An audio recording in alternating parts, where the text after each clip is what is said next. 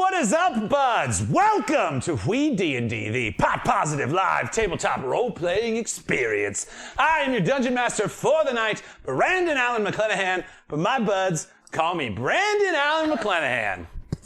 Sometimes they call me Bam. Thank you so much for being here tonight, guys. We are absolutely pumped. It's so freaking lovely to be in the room with all these wonderful people. Shout out to our studio team in the back there, Tom, Sean, and Steph, just holding it the fuck down. And of course, the most wonderful cast, which you'll meet here in a second. Huge shout out. Just wanted to say we got a couple subs here. Huge shout out Dave Clark, 20 months of support. Double T, I saw you up there, buddy, with 28 months. Guys, it is such a ride to have been here with you guys for so long now. Ron Denjaro, Hunting the Boojum, Evolving Shadows, long, just eternally long support, and Bud, Grim Wilder, Arj, Nemesis in the house, not traveling this week, baby. Now you're here. So good to see all you guys, man. It is just such a treat. We're coming up fast on 420, which you may or may not know is actually going to be the 3-year anniversary of Weed&d. We launched this show at 420 on 420, and we are going to start a stream Thursday at about 4 o'clock. 4 o'clock Pacific, obviously. And then hang out, chill for a little bit, and then when 420 hits, we're going to do a nice big smoke together. We might pull up some fun clips, old stuff from the show, a couple things that never quite made it. I did this thing called Artbox for the unboxing of this mimic that I think is pretty funny. So we might look at some of those. We have a couple compilations of great moments from the show from the first 2 chapters. It should just be kind of a fun, chill thing, man. Thanks so much to all you guys for just being here and doing all that you do, the communities and the love and the outpour. It's like, we're all working on a ton of stuff right now, and it's such a treat to come back to this every single week. So thank you guys so much for all you do. And I'm going to pass this fucking magical energy of dynamic and magical might to my dear and wonderful friend, Brenna Folge. Brenna, how you doing, girl? I'm doing great. I didn't mean to do that. That just came out of me. I'm doing amazing, buds. Hugs and nugs, you beautiful people. Brenna Folger here. You guys know me as Pickles on Wii, and I am here to fuck some shit up and help some people out, because the helping committee is the most important committee. I was just thinking about what my favorite, what I get as a snack, or what I get when I go to the movie theaters. Like, what's the thing I get? What do I get? For a long time, I was just like going in and out of movies by myself because I was like, I'm just gonna go see the movie. I don't need a snack. I don't need shit. You know, it's cool.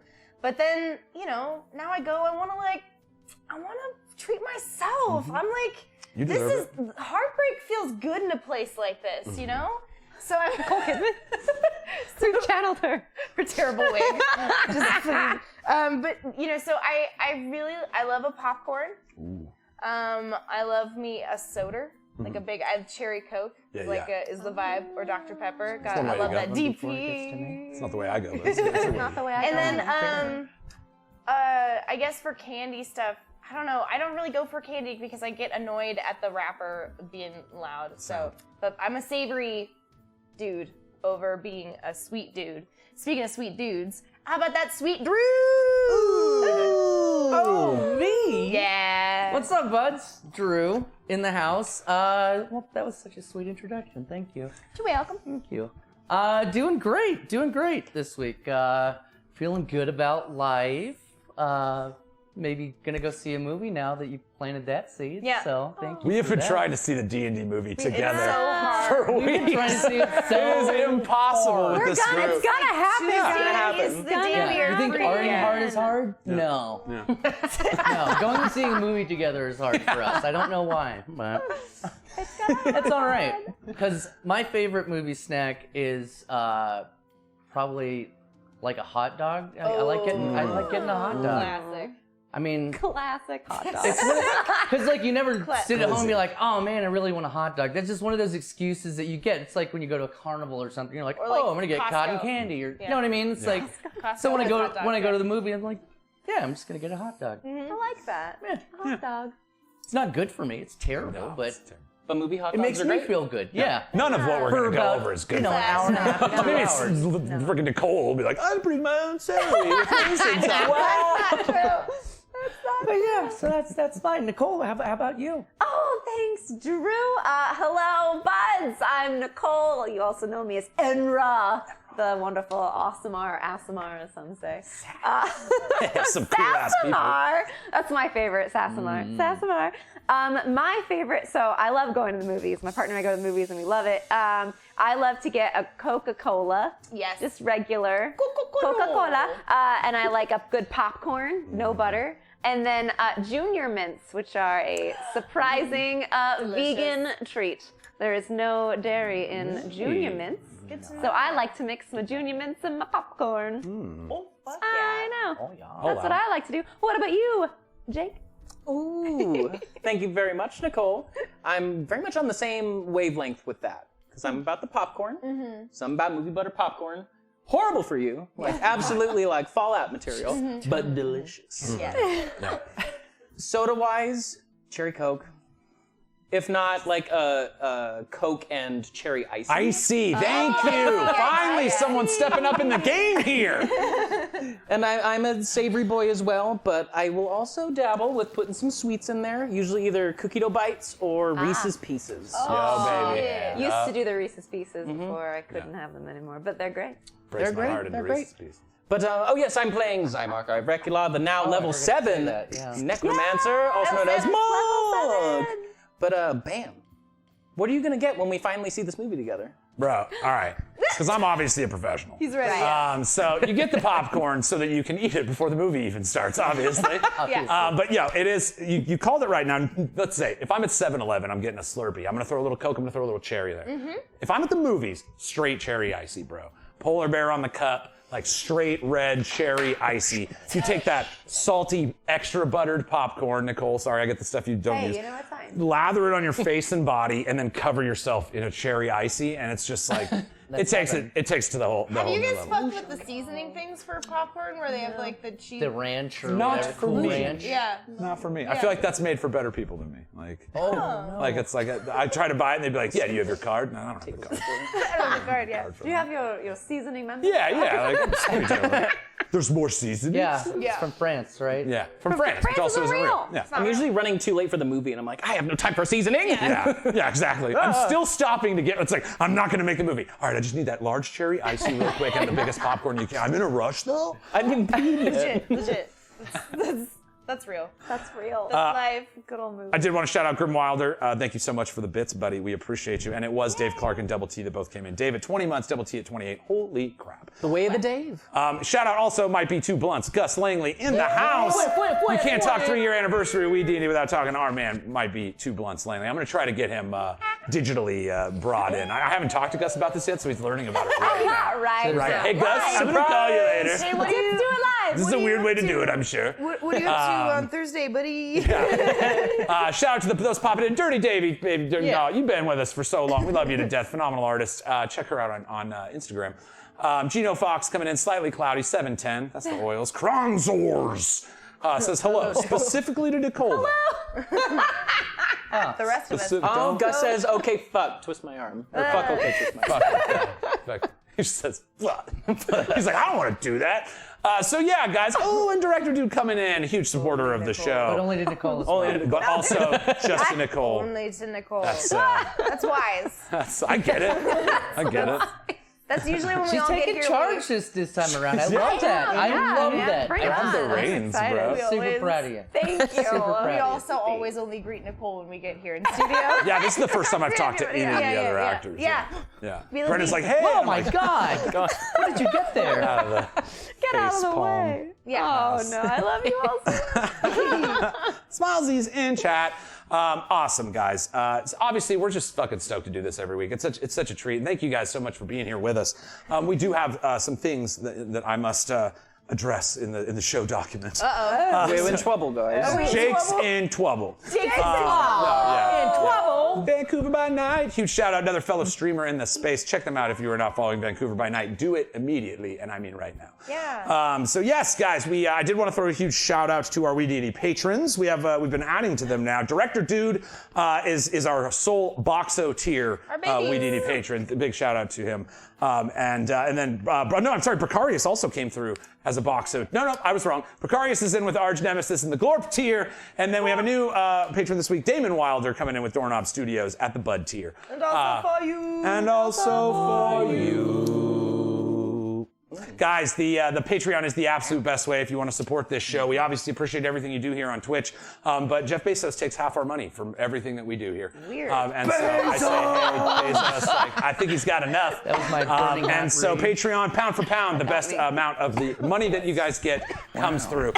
We don't get all. And so just so you guys know, if you're not familiar with how this stuff works, it's like there's almost no way to get like the full direct. You can do donation buttons. We had tested it for a little while. We ran into some tech issues with our setup. But even Patreon, you get about, I think it's about 4 of every $5. For the service they provide, their framework and everything's really easy to work with, so that I'm not as opposed to that. It's just, again, it's like you see people like Precarious and just guys coming in dropping like $100 or something, and it's like, it kind of hurts to be like, only half of that actually makes it through to us. So I am really trying to push the Patreon. It'll help us kind of organize a monthly budget for the show, helps pay the actors for their incredible time and talents, and all the artists that just put so much fucking work into this show. So please, I know it gets a little like, hey, stop talking about the Patreon. But the Patreon it's new. WeeDnD, patreon.com/WeeDnD. There are tiers where if you support the show, you get certain benefits, early access to the videos that drop on YouTube. All my maps, I dropped all 40 of my maps for Glorp Tier Plus. And yes, we have finally done it. Thank you so much, Honey the Boojum. I appreciate you. And yes, we're trying to pay our performers. I think it's important in this space. To try to factor that into how you create a show like this. So I couldn't pay them enough. I don't pay them for the amount that they give me and all of us. So my goal is to continue building this thing, and that's the reason I harp on things like Patreon. We are planning to launch our merch store on 420. So keep your eye out for that. We have a bunch of cool stuff in there. I just have a couple clothing items I want to throw in. Incredible stuff, including socks. Like can socks. you buy your socks? Specifically socks. Specifically My your socks. Yeah, socks. because you said you have stuff you gotta throw in there. Yeah. So does that mean you can just buy tossing them in. Bam socks. Bam You socks. guys- Bam. Bam. Socks. Bam socks. Oh, So, Brian Plushie or a riot.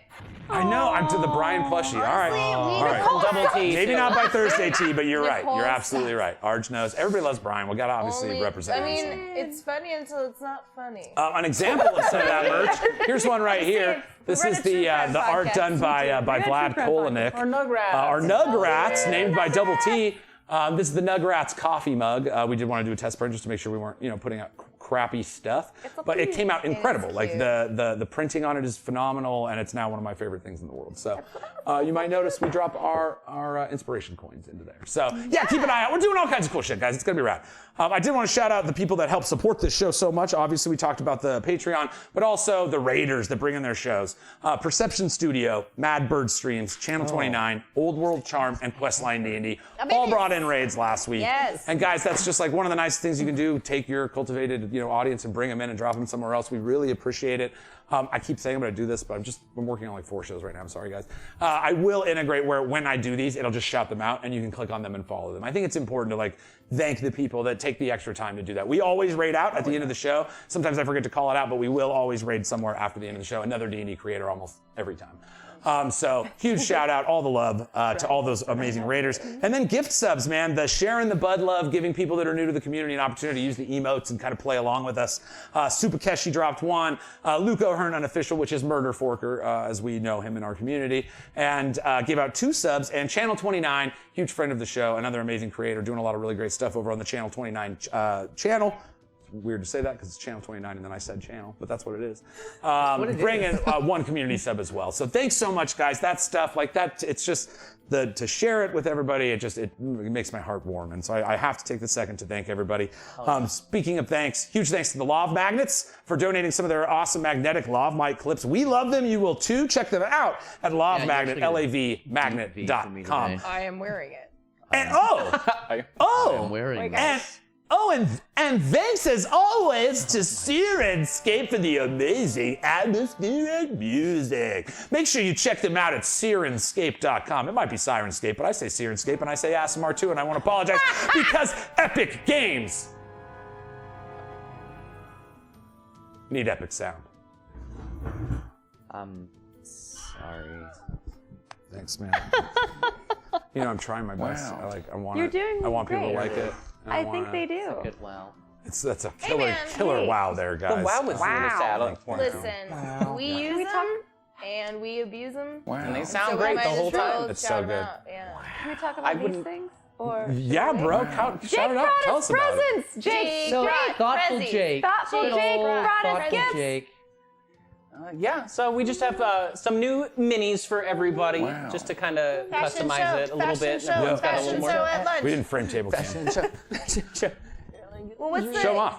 Do we do the camera that? Do our that is solos. the thing Or do we do like a lineup Yeah. on the map? on the map? I didn't zoom in. I can do it in real time. Watch this. Boom. This is the here power of goes. live Real-time media. zoom in. Power of life. Power of live media. Oops, I'm gonna block the camera while I do it. Who's blocking cameras? This is Bam. Oh yeah, there I'm gonna it bring is. it in wait. tight. We'll be in that Hella house there. tight. There we Hella go. tight, Close guys. up. There we go. All right. Lucian likes to fall over a little All right. This is out of here. This is dead and we'll be reborn in All 3 right, days. guys. bit. 3 days. Look what Jake did. Where did I Look put what him? Jake Is he out there? did. we got some little custom Look at how minis cute for they everybody. Yeah. Oh, there he is. Little We box. got Mark looking, exceptionally spooky. Mark. Lucian Lamore, his sword is not flaming at the moment, but the flame is always in his heart. And you've got It's always Enra, wings on display. But, she's just one of us. Yeah, just hanging out. Always with just my, one of us. with my spiders. With your spiders. The piece goes upside down. We got D12. We've got That's we got pickles on Wii, and then pickles on me! pickles on Wii, and then Boxo. Yeah, Bam. Boxo. Bam already had a custom piece because Which he's I'll always add to the Bam. mix. I actually have 2, so Jake made me one. Oh, you've got the one who. This is my band figure. This was made by Kellen Baker, huge friend of mine, a phenomenal pirate. He'll probably come and do some fun stuff with us. This was like early in WeeDnD days. He made this band. His hand has fallen off. It was holding a D20. It still is, but just not in his, Separately. not on his wrist. So yeah, that's the original Bam. And then Jake had made this for us in what was that, chapter 1, I believe. I think so. Yeah, tail end of chapter 1. So believe me, Since you'll you had Bams, we did a Boxo instead. I still have from before. I have my Brian. Brian! He's in the campaign now. He's there. He is. Yeah, Wiggliest and then boy. Jake, her arm fell off, but Jake also got me Brunor. my Brunor. Yeah. One arm Yeah. Brunor. One arm She didn't get Brunor. disintegrated. It was just an arm. She's not. Just not just What kind of DM She disintegrates was a like, character? like, she got another. Just an arm. It'll grow. That was the hand with the glove. It just I did cut her hand off when we did that live D&D show. I cut your hand You off. cut my hand off so right off the quickly. Susan's. Yeah, Susan. Susan. Nicole, do you want to talk about Enra's some assembly required? Oh. And how you fixed it? Oh, I did. So With- her wings weren't attached, so I tied them on. So now I she's got, just like a I little got a anime little thing and I character. just tied them on. All right. Within like Tessa. 5 minutes, you scurried out of the room and came back. You're like, I fixed it. I fixed it. I had awesome. little baggies that I was keeping my dice in, and I pulled one of the little ribbons out, and I tied it on. And Wow. tied her incredible. wings on. Crafty. Crafty. Crafty. She's a little But I love you guys. So it's like a late 100th episode, pre-420. I love it. We love just love you guys. that. Thoughtful. We love you. Seriously, Jake. thank you so much. It's so cute. you'll bad Thanks, D&D ideas Jake. followed. Welcome in. Well, boy, do I have some stuff for you. Yeah, no, guys, it's honestly, you'll notice like a lot of my minis come from like Hero Forge and other board games that I've bought. I haven't been a huge mini guy. Like that's just not the way I played the game a ton. But now that we have the table, we have the mat, we've been playing with minis and stuff. We got a ton of comments from like chat that was like, that was cool, just like drawing out the map in real Yeah, time. And I was yeah. like, dude, yeah, that's D&D to me. fun. I do miss some of my pretty maps, but it's just like the reality is those used to take like hours to do. So it's just like, it's nice to, be just Have a life again? No. What is that? All I do Yeah. is Shakespeare now. Freaking I mean, guys. are you gonna do anything with those maps? Like now, like Yeah. because you created them. Do you have any So plan I to do have, anything? they are a tiered reward. If you are a Glorp tier member on Patreon, which is the $10 a month thing, is playing D&D with murder hobos. Dude, sometimes, why is that NPC so cocky? You just kill him. It is bad D&D idea. Yeah. My name is playing It's D&D. just don't play with murder hobos. Yeah, and I yeah, think you'll find we don't. Now look, if you're a church or an orphanage, you might get burned down. Yeah. Sometimes. But as far as murder hobos go, we either eat them, so it's not murder, Yeah. or you kill them for justifiable story reasons. Feed them Yeah. to I just remember crocodile. when I brought that up and everyone looked at me like, Dude, I died. I was thinking about how funny that was. Like, Pickles doesn't know that that's not just a thing No. everybody says. Pickles We're in is this just a new small kingdom. town boy.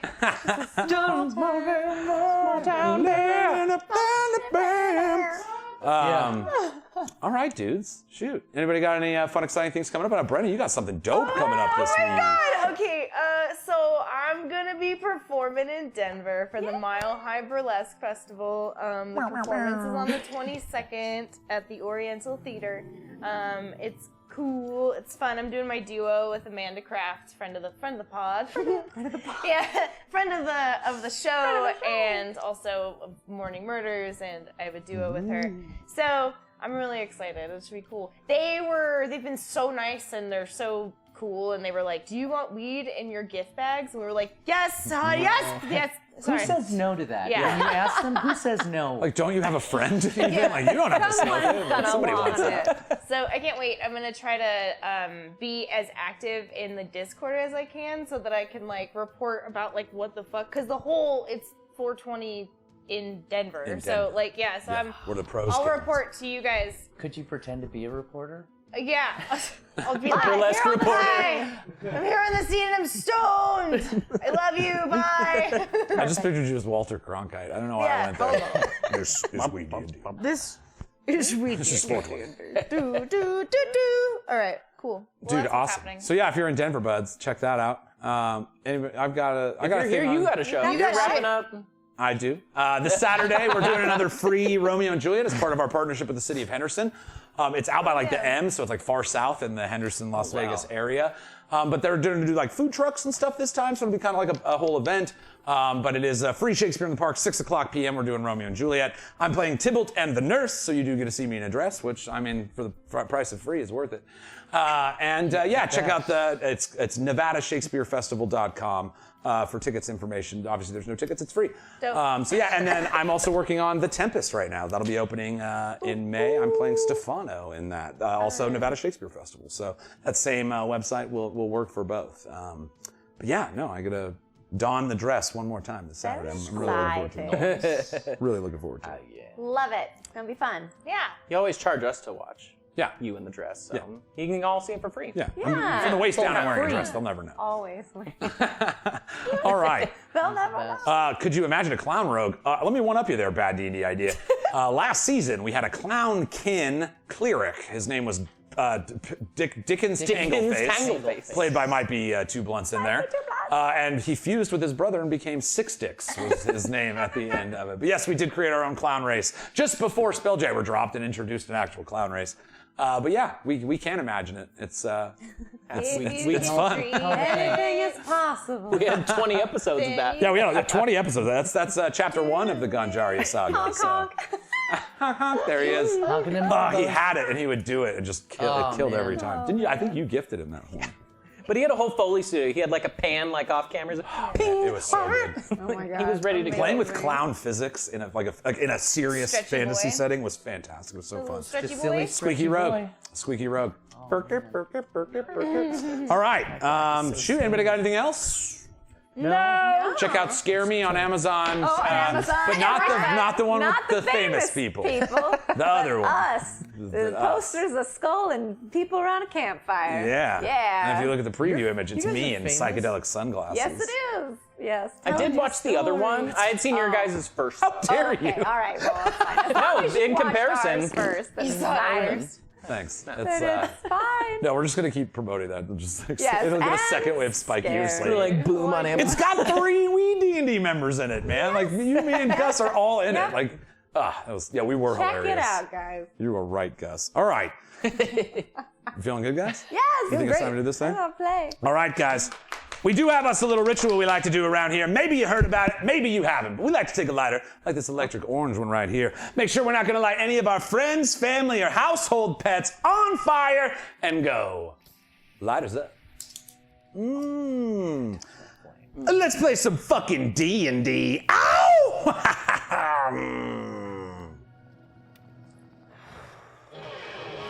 WeeDnD, high fantasy, literally for you and me. So load up bowl and make a roll to take control. WeeDnD.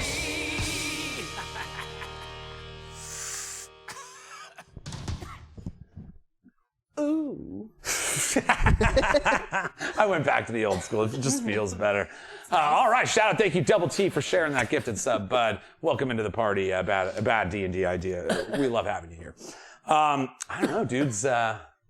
The air feels right.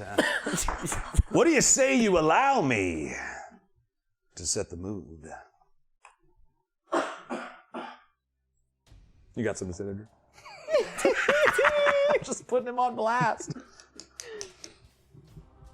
When last we left the Helping Committee, or THC, they were recovering from their epic battle with the cursed Necrocore.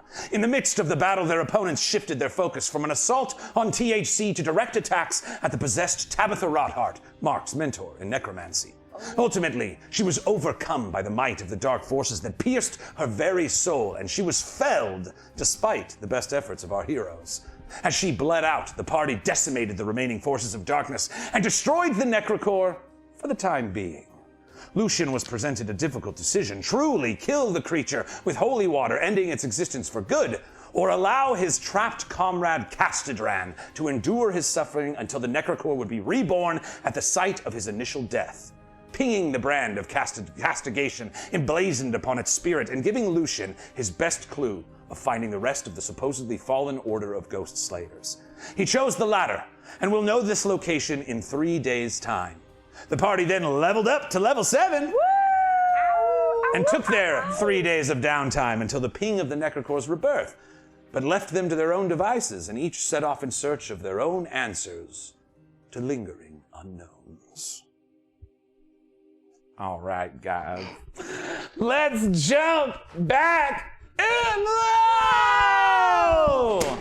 Oh, God. Every You time. always jumping a little too hard. You're always jumping a little too I hard. get really here. excited. Just really excited to be here.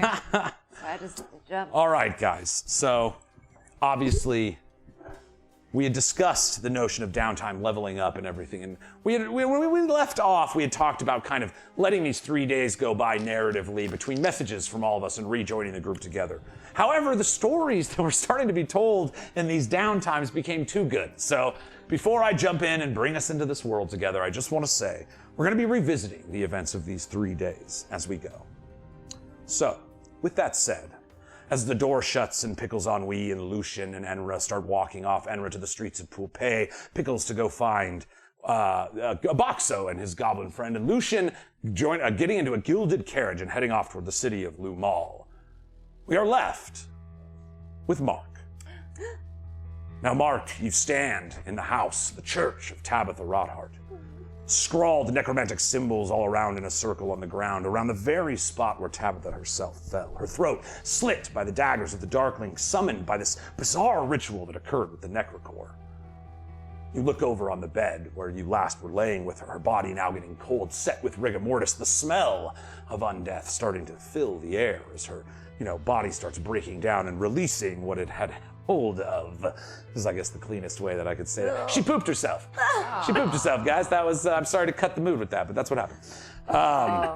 Mark, currently in this moment, you hear the door shut behind you. The strange mist that permeated around the Necrocore now faded, but the room is still cold. You can smell the wet soil of the graveyard nearby on the outside of the door, the blood and refuse from the battle that took place, the decapitated heads of the 2 guards from Cordeaux, your slain mentor laying in bed near you, looking around at the shrunken heads and chicken feet and strange, intricacies of her necromantic profession. In this moment now, as your allies have left the room and you are left truly alone with Tabitha for the first time, what do you do? The strangest part is that you mentioned the smell. It would put most off, but it's the smells that I'm used to. It's the smells of my schoolings, my teachings. It's smelly, but it smells like home. And as I look around, I'm just sort of caught in the moment. When you're in the home of a loved one, you can see all of the things, all of the little trinkets and memories of the times that you've been there, but their absence is so potent. It feels like an entirely different place. You can spot each memory. I did this here, did that there, but without her here, though her body's still here, it's just quiet. Whether it was tears or laughter from the past, it's all quiet.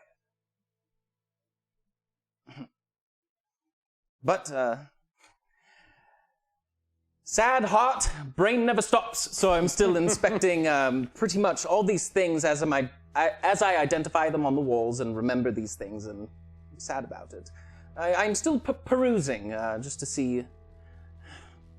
I hadn't seen her in a minute. around? What has she been up to? You know, Mark, you gazed, looked around the room a bit in the action of combat, but it's like, now it's a whole different place. You know, the intensity of battle not all around, the sight of your poor mentor struggling, not stealing your focus, You know Tabitha was a practitioner of necromancy. You're not surprised to find severed hands and rotting flesh.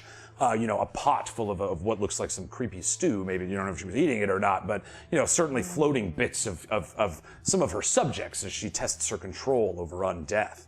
Again, as you look around the room, you almost see these like illusionary images of memories gone by. The first time that this young kid who had lost his mother stumbled into this church seeking answers and finding the striking form of Tabitha, her twisted smile looking at you in the curl of her lip, as it so often did when she looked at you, as she called you for the first time, my beautiful boy. You watch that memory fade as you look around the room and you see the phases of your stilted attempts at necromancy, you casting magic on a lifeless corpse and watching it reanimate only partially, slamming into the wall, her laughing, but you felt her support driving you as it so often did. I just love that something that mortifying is like just like She named him. corpses. Yeah, the montage of like memories, but it's just like guts and And then that one time we ate that spleen together. Oh, Tabitha, you creepy stew. The stew's delicious. Yeah. But yes, it's like to a normal folk, this would be like, oh, this is why this man is insane. But to you, these are the building blocks of a life that you live with quite an amount of zest. And so you look around the room and you start remembering, you see this one specific memory where she gifted you with a spell from one of her own spell book. You look as she pulls out this flayed skin book, skin just stretched over the bindings of a book with small, tiny bones from nearby forest animals that frame out the edges, and a latched hand that just clasps to create a lock on the front. The pages themselves smell of blood, as if where she procured these strange pages from, you don't know. But inside of it were scrawled all these various spells, and she taught you the way that she transcribes her magic into her own spell book, and taught you the beauty of the connection between a wizard and their spells.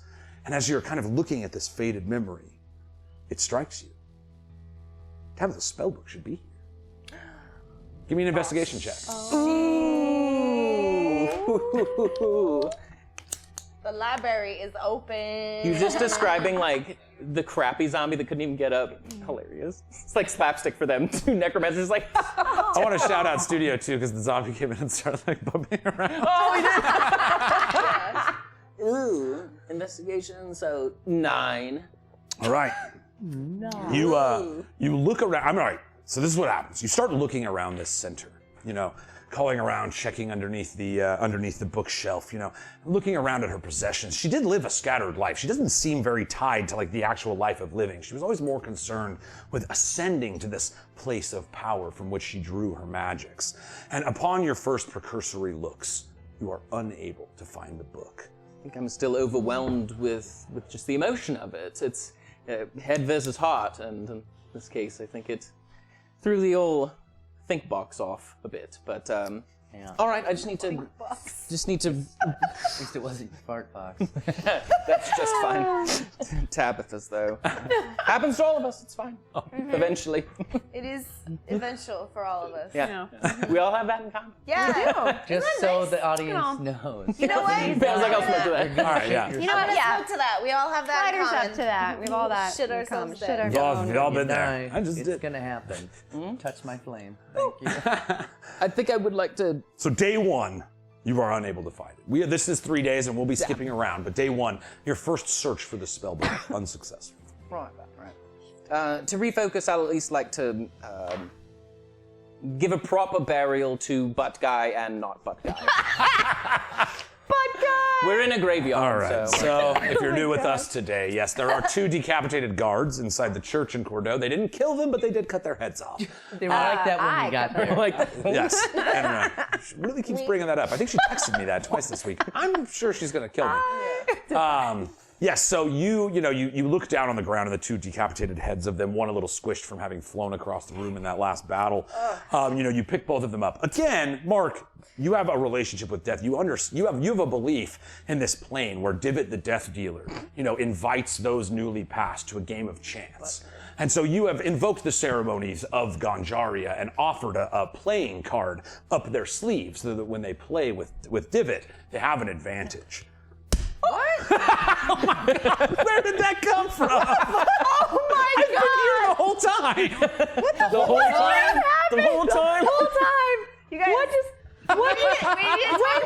We need to talk about James. Y'all worried about me? That's fair. That's Is fair. that your card? That is fair. Is this your card? Oh my God. He didn't have a sleeve. Do I just? Is this butt guy or not that butt butt guy? It's butt guy first. Yes. Welcome to the show, butt guy. Nice to put a face to that. Butt guy. He's got an ace in the hole. Yeah. That's what we come for. All right, you guys, that was great. Off to Denver. That was when Brenna retired from D&D. I'm gonna high five everybody. Hey, good job. That's a level 20 joke. Get it. That's a level 20 joke right I'm getting Stephanie out of the studio. I'm getting the boys here in the studio. Hey, welcome in, Raids. I'm getting everybody. Thank you so much. I'm coming We're back the other way. Brenna has re-entered the field, ladies and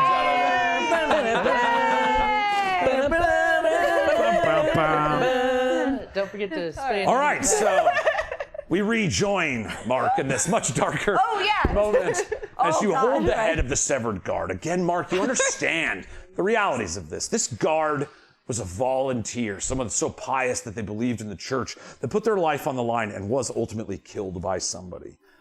Who and why is still hiding from you a little bit. You've asked both of them the 5 questions of the Speak with Undead, and so it's like at this point you've got the answers you need, and lying in your head is the head of Butt Guy, the guy who's, again, if you don't know, he's naked and his butt is up. That's In a why- church. In the church. On top of the other guy. Face down, ass up. So That's just- the way just we like to Very. pray. Pray. That's the way we like to respect our And Yeah. also for you. See what I did? I see that. I got it. Oh, we had a bunch of readers. So Mark, you have, Welcome to our show. Everything is normal. Welcome. Welcome to this very normal D&D. yes, this is, we tell stories. Anyway. So yes, Mark, you have this severed head of the guard in your hand. You slide the card so perfectly into its mouth. But yes, you have these two. These were humans. They lived a life, but now they pass over into the plane of your mastery. And so, how do you send off Butt Guy and not Butt Guy? Well, we'll start with Butt Guy. We never knew your name, but now you are dead. We are not to blame, but sorry about your head. Thank you for your service, Butt Guy. Yeah, bro. Put him in the ground. All right, so outside Snaps the for Butt rains Guy. have begun falling in F's in Pool the Pay. chat for Butt Guy, guys. That's the Butt Guy, man. You step out, of the front door, the kind of rickety door of this church, and you look around and you see the gravestones marked and unmarked of the lost people that she intended to cultivate. It's like they came there almost to offer their bodies to her testing and musings. And so you look around and the rains have kind of started falling over Pool Pay. The smell of Pool Pay starts flooding in as the rain starts trickling down from the other cities, hitting that right river for sure. But to you smell the wet soil of a graveyard, where you have honed your mastery, and you look down and find the perfect spot for them. So you kind of place their head, push apart the sand and place their head in. What else do you do? God. I wish my friends were here. I wish they could have said goodbye, but I need to dispatch of Funyuns. You look over. After 24 hours. He helped me dig the hole. It's very sad. Oh, no. But after 24 hours, I lose control over any undead, so I gotta give him the old yeller. Oh, my God. Oh, hold on. Bring that Let's see up. if I've got. It's I for have the best to find that we're good not music there. For this. It is. I'm glad Enra would lose it, man. Yeah. No. I love Funyuns. All right. That's the 3 days we've all secretly had a love affair with Funyuns. All of us. All we did That's was why they call bone. it next They kept messaging me that too. romancy. I was like, he can't service all of you guys. It's only 3 days. Yeah. He doesn't even have a head. He doesn't have a head either. Aw. All right. You know, the rains are falling behind you, the mists of the unresting willows that loom pretty close to her church. You remember the cold blue eyes that stared at you and seemingly were watching her from the tree line, and as you look over, they are no longer there. The glooming unresting that were watching this location have returned to wherever they came from, the unresting willows. Whatever. But you have this moment as you look around upon the lost souls that lay at your feet. What do you do? You mentioned the eyes. With everything going on, I forgot about those fucking eyes. The more that we've deduced I do deduce. about the king and his death, and there's a few more layers to it than we thought. I know it's against law, but is Funyuns bound to the law? Can I send him out to the unresting willows rather than just kill him? Bye. I ain't gonna stop you. Oh my god. He's just like, I'm gonna do like the 80s movie thing where it's just like, go on, go, get out of here, get, And it's like, go. You guys, and it doesn't have a face, but it looks back. It's like, I watched The spine just dips a little. I watched White Fang like too young, and it broke my little child heart. Like, you know, like Get out of here! Get out! I was thinking Harry Harry and the Hendersons. Yeah. That's where I went to. That one. Yeah. that's where I better, went to. but it's not Yeah, nearly as John hard. All right, yes, you see the skeleton. Again, for me, they're always like, even when they don't have faces, they're just like holding a spear for some. Yeah. It's a shovel instead of a spear this Right? time. Oh, his own shovel. His own shovel. Good luck, buddy. All right. Kiss him on his He forehead. did so good. I'm glad he gets to do a little more. He helped us with the head of butt guy, the head of not butt We'll guy. see what happens. If he turns out to be the big bad evil guy, If we fight him at When he the comes end, back Turns as around with no the head. headless general with the demon army here. or something, I'm like, oh, geez. it's gonna be our evil ass. She's gonna lead the it's whole. the head that he was holding. Like, oh my god! That's too good. Little Funyuns. General Funyuns, the Grim. You fools! Funyuns. Oh god! You are not ready for General this task. Funyuns, flaming hot. To that point, Jake, Oh no! you send your headless skeleton off. Now, again, your magics, when they go away, this thing would return as like an undead creature, and it would be like, and try to kill you, or stand in a dungeon going. Good luck. They're always finding him. doing. They're always there, bro. Just let me have the treasure. No, but you see this headless skeleton start. You know, you hear the clutch of its skeletal feet in the mud as the rain continues growing. It starts approaching the tree line. You see where the ground of you remember the multicolors that kind of pool around this location. The ground on the edge of it starts to turn gray. You know, the borderline of the unresting willows. Familiar you are with it, having run into it not even a day ago. You see as the skeletal feet cross in, they stand there for a second. And then you see it's like, and it like, without a face though, it's just like, looks back at you. The waves. What are you doing? What is that? From the Hulk. Yeah. But, from the yeah. Hulk. The little Hulk credits Yeah. in. But I don't have a head. It's hard to do with like, Yeah, he doesn't. Right. have I'm doing too much. He does. So yes, you see it turns back and looks at you for a moment, and then looks back. You know, the glooming forest kind of hanging around it. All right, bye. You see it walking beyond tree lines, you know, waiting for like, so you know that when things die in the unresting willows, they are, you know, their spirits seem to be connected with roaming spirits within and thus born the unresting. And as you watch, as it walks away, nothing seemingly is happening to it. Right, because he didn't die there. And he's a Yet. different kind of dead Right. as well. What happens when a already undead thing dies in the unresting willows? That's what I'm like. And what if Funyuns remembers me? He's just a naked man, like Terminator. He's like totally fine. Like his two negatives make him positive. He just, Nice woods. just blinks into Good willow. A blissful Incredible. So yes. It is in this moment, Mark, that you notice a strange glow in the tree line. It's not blue like you've come to expect from the unresting as they kind of wander this area of the woods. They're red. I don't know why it was so funny to me, but it is a red glow. And you see it kind of zigzagging as if it's running incredibly fast, like faster than even pickles on Wii. Whoa. It's just striking Not through, almost so possible. fast it's teleporting as it zigzags through the trees. And the zigzag is getting ever closer to the trembling frame of the skeleton in the woods. Finally, you see break the tree line, something you have never seen before, even in your studies of the unrest. You see what appears in body to be an unresting. His undead skin hanging down, the hanging gloomy armor plates of the unresting. But his skin is on fire. You see his body is literally ripped with these like strange red fires that permeate all over its body. And it appears to feel it because its socketless eyes are like pouring out black and red blood. As it's screaming terrifically, zigzagging through the forest. Cool. The last thing you see is it reach the contact point of Funyuns. And with the streak, it's gone. Lucien Lamore, you're sitting at a dinner table in Lumar. Captain Elios Broussard, head of the Unresting Watch, captain of the Stag armies, not the Lord Commander, but captain. He has invited you to the kingdom. Now, you have had for a while now some questions. These Restless Watch, these guardsmen that fuse their soul with the wandering spirits in the woods, seems to be some strange bastardization of the rituals your order of the Ghost Slayers has. That is correct. And so, upon, again, we're kind of bouncing through these 3 days, but upon your first meeting, it was like almost an impasse between the two of you. He wouldn't tell you the truth of what formulas and what things it was. You could see he wanted... Super charismatic. I don't know why he wouldn't Like just be so forthcoming with Yes. me.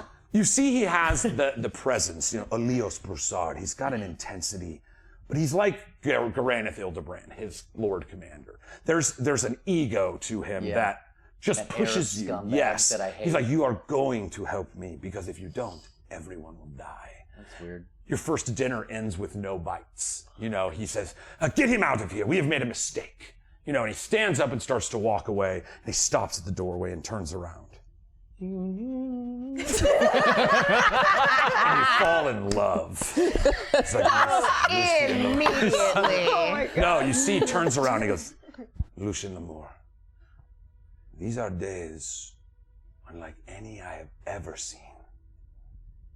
Could you train my men? Make them as yours. The Restless Watch can patrol the trees of the unresting willows. They are not detected by the undead. If we can master what their job is, train them the way you trained, your Lost Order trained, surely we could turn the tide. Give us your rituals.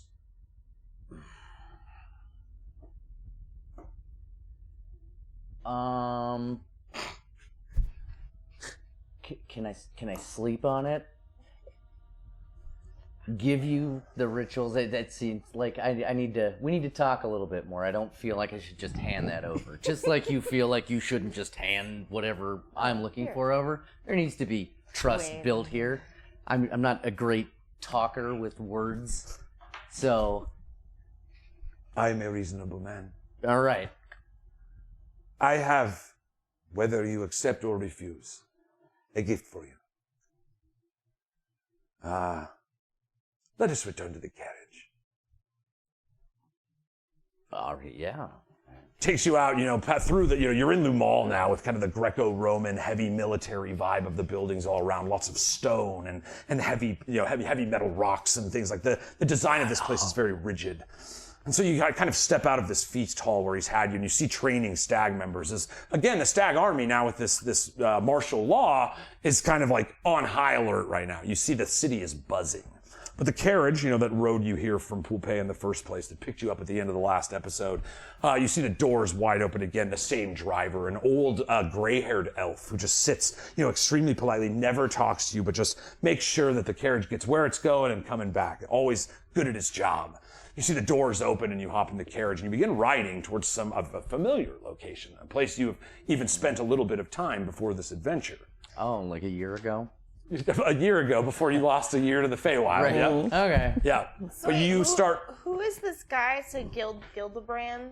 He serves under him. So He's the I was like, captain. he's this captain. Captain of the He's Restless Captain Watch. Elios Broussard. He is the head of the Restless Watch. So he's a high position. Yeah, but he's he's way more chill. Yeah. far way more more chill. Way more Way chill. more chill. Yeah. He's still got a little scumbag to him, Yeah, but he's. Gildebargan is. That might just be a little band rubbing off. You know, you're like, I mean, it could be. I mean, I love me some. Linda band. is so much. He's got like a huge stick up his ass. This guy is way cooler. Yeah. It's What are your the names hair. for them? Galinda and Gilbatrar? Gilbatroy. Megatron. They're all Megatron. They're all So yes, you know, you noted the path that you're going, and you notice that like Elios is kind of like waiting for you to think the same. He says, "I am an honest man. I would not ask for a gift without offering one first. Let me take you to your old training grounds." Ooh. Oh, good. Thanks for the ride home. You know, it's been about a week since you've been there now with like all this stuff that's been going on.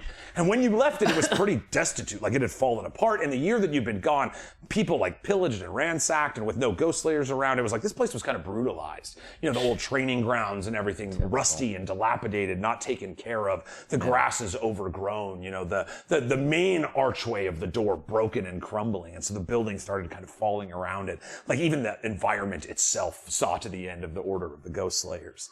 And as you hear the rain in the sky, and you're just kind of rolling through on that carriage. I turn the rain off. I'm gonna turn the rain back on. And epic games need epic rain.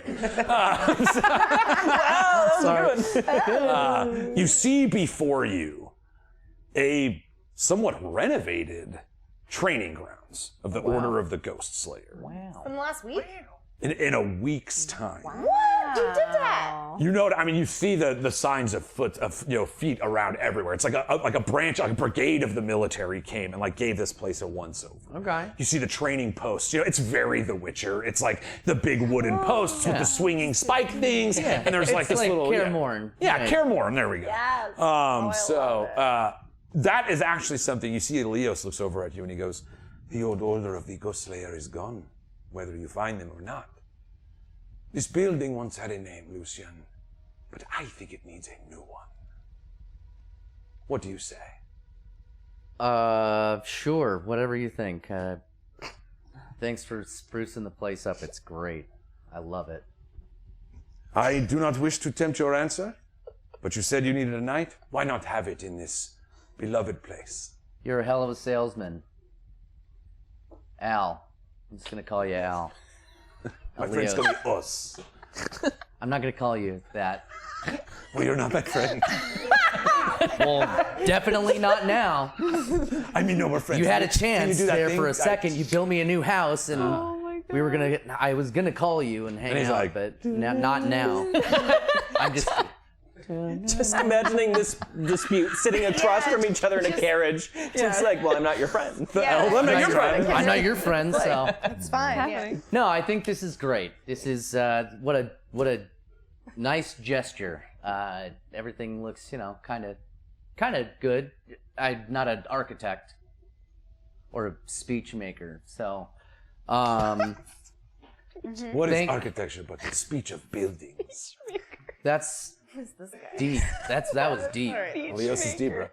I love that. Al, you keep that spark in your soul. Yeah. Man, we're getting there. I'm starting to dig your style. Anyway, I will train a handful of your men. Give me your most trusted people that have seen combat. People that come from humble beginnings. You will find many of the Restless Watch are such men. I will call for my 5 finest. I'm also gonna need a badge that lets me walk the streets. Like, Cool. that pretty much tells all of the other guys in the Stag Army to fuck right off. All right, give I'm me not a... gonna need that kind great. of. I'm gonna need to check hassle. on that. I'm gonna need to check on that. Just give him the bag. You can intimidate, you can persuade. You're gonna make the call, but I need to check on it. Let's see. Look at this guy Jesus. over. Oh, sorry. You said I didn't could see your badge. persuade or what? Persuade or intimidation. Okay, they're both -1. Dope. So that would be a 9. What is up, bud? Perfect. Yeah, we're rolling 9s. All right, you see, he kind of considers what you say, and he says, "You must understand, those who can freely walk these streets right now are only of the armor of the stag. If you would swear fealty to the stag, Ghost Slayer, I could give you such a badge." Let me see how your guys work out. You see, he gives you 5 names, and I expect you to know them all the next time I'm kidding, I'm just kidding. But no, he says, "I shall call..." I got pencil and paper, baby. I shall this is just me being like, I already had names for these guys. You see, he's like, "I will call for Ephiso, Cortax, Rainier, Fear and Gold, and my own right-hand man, Drugal." How hot are they? Roll! Come on, be super hot. Oh my god! 13? Like, all right. Pretty Each hotter than the hot. last. So they range from 13 to 18. Drugal, though, probably the hottest one. Probably. That's why he's the right hand. Ooh, look at him. Oh, what's up, big bad beetle bedroom eyes? Yeah. Bad beetle bedroom. Bedroom. I like it. All right, there's 5 of them and 4 of you guys, so I get one. Nice. All right, so you see, he, as he kind of says that, he's like, "Have a wonderful sleep. They will be here in the morning." Great. Awesome. Thank you. Carriage door opens. He gestures out. Yeah. So when we need to meet again, can we like do this carriage thing all the time? I'm not a big walker, especially through these streets. Or maybe free shit shaw rental. I don't know. Shit shot in Pompeii. Ugh, disgusting. I know, No right? wonder those streets.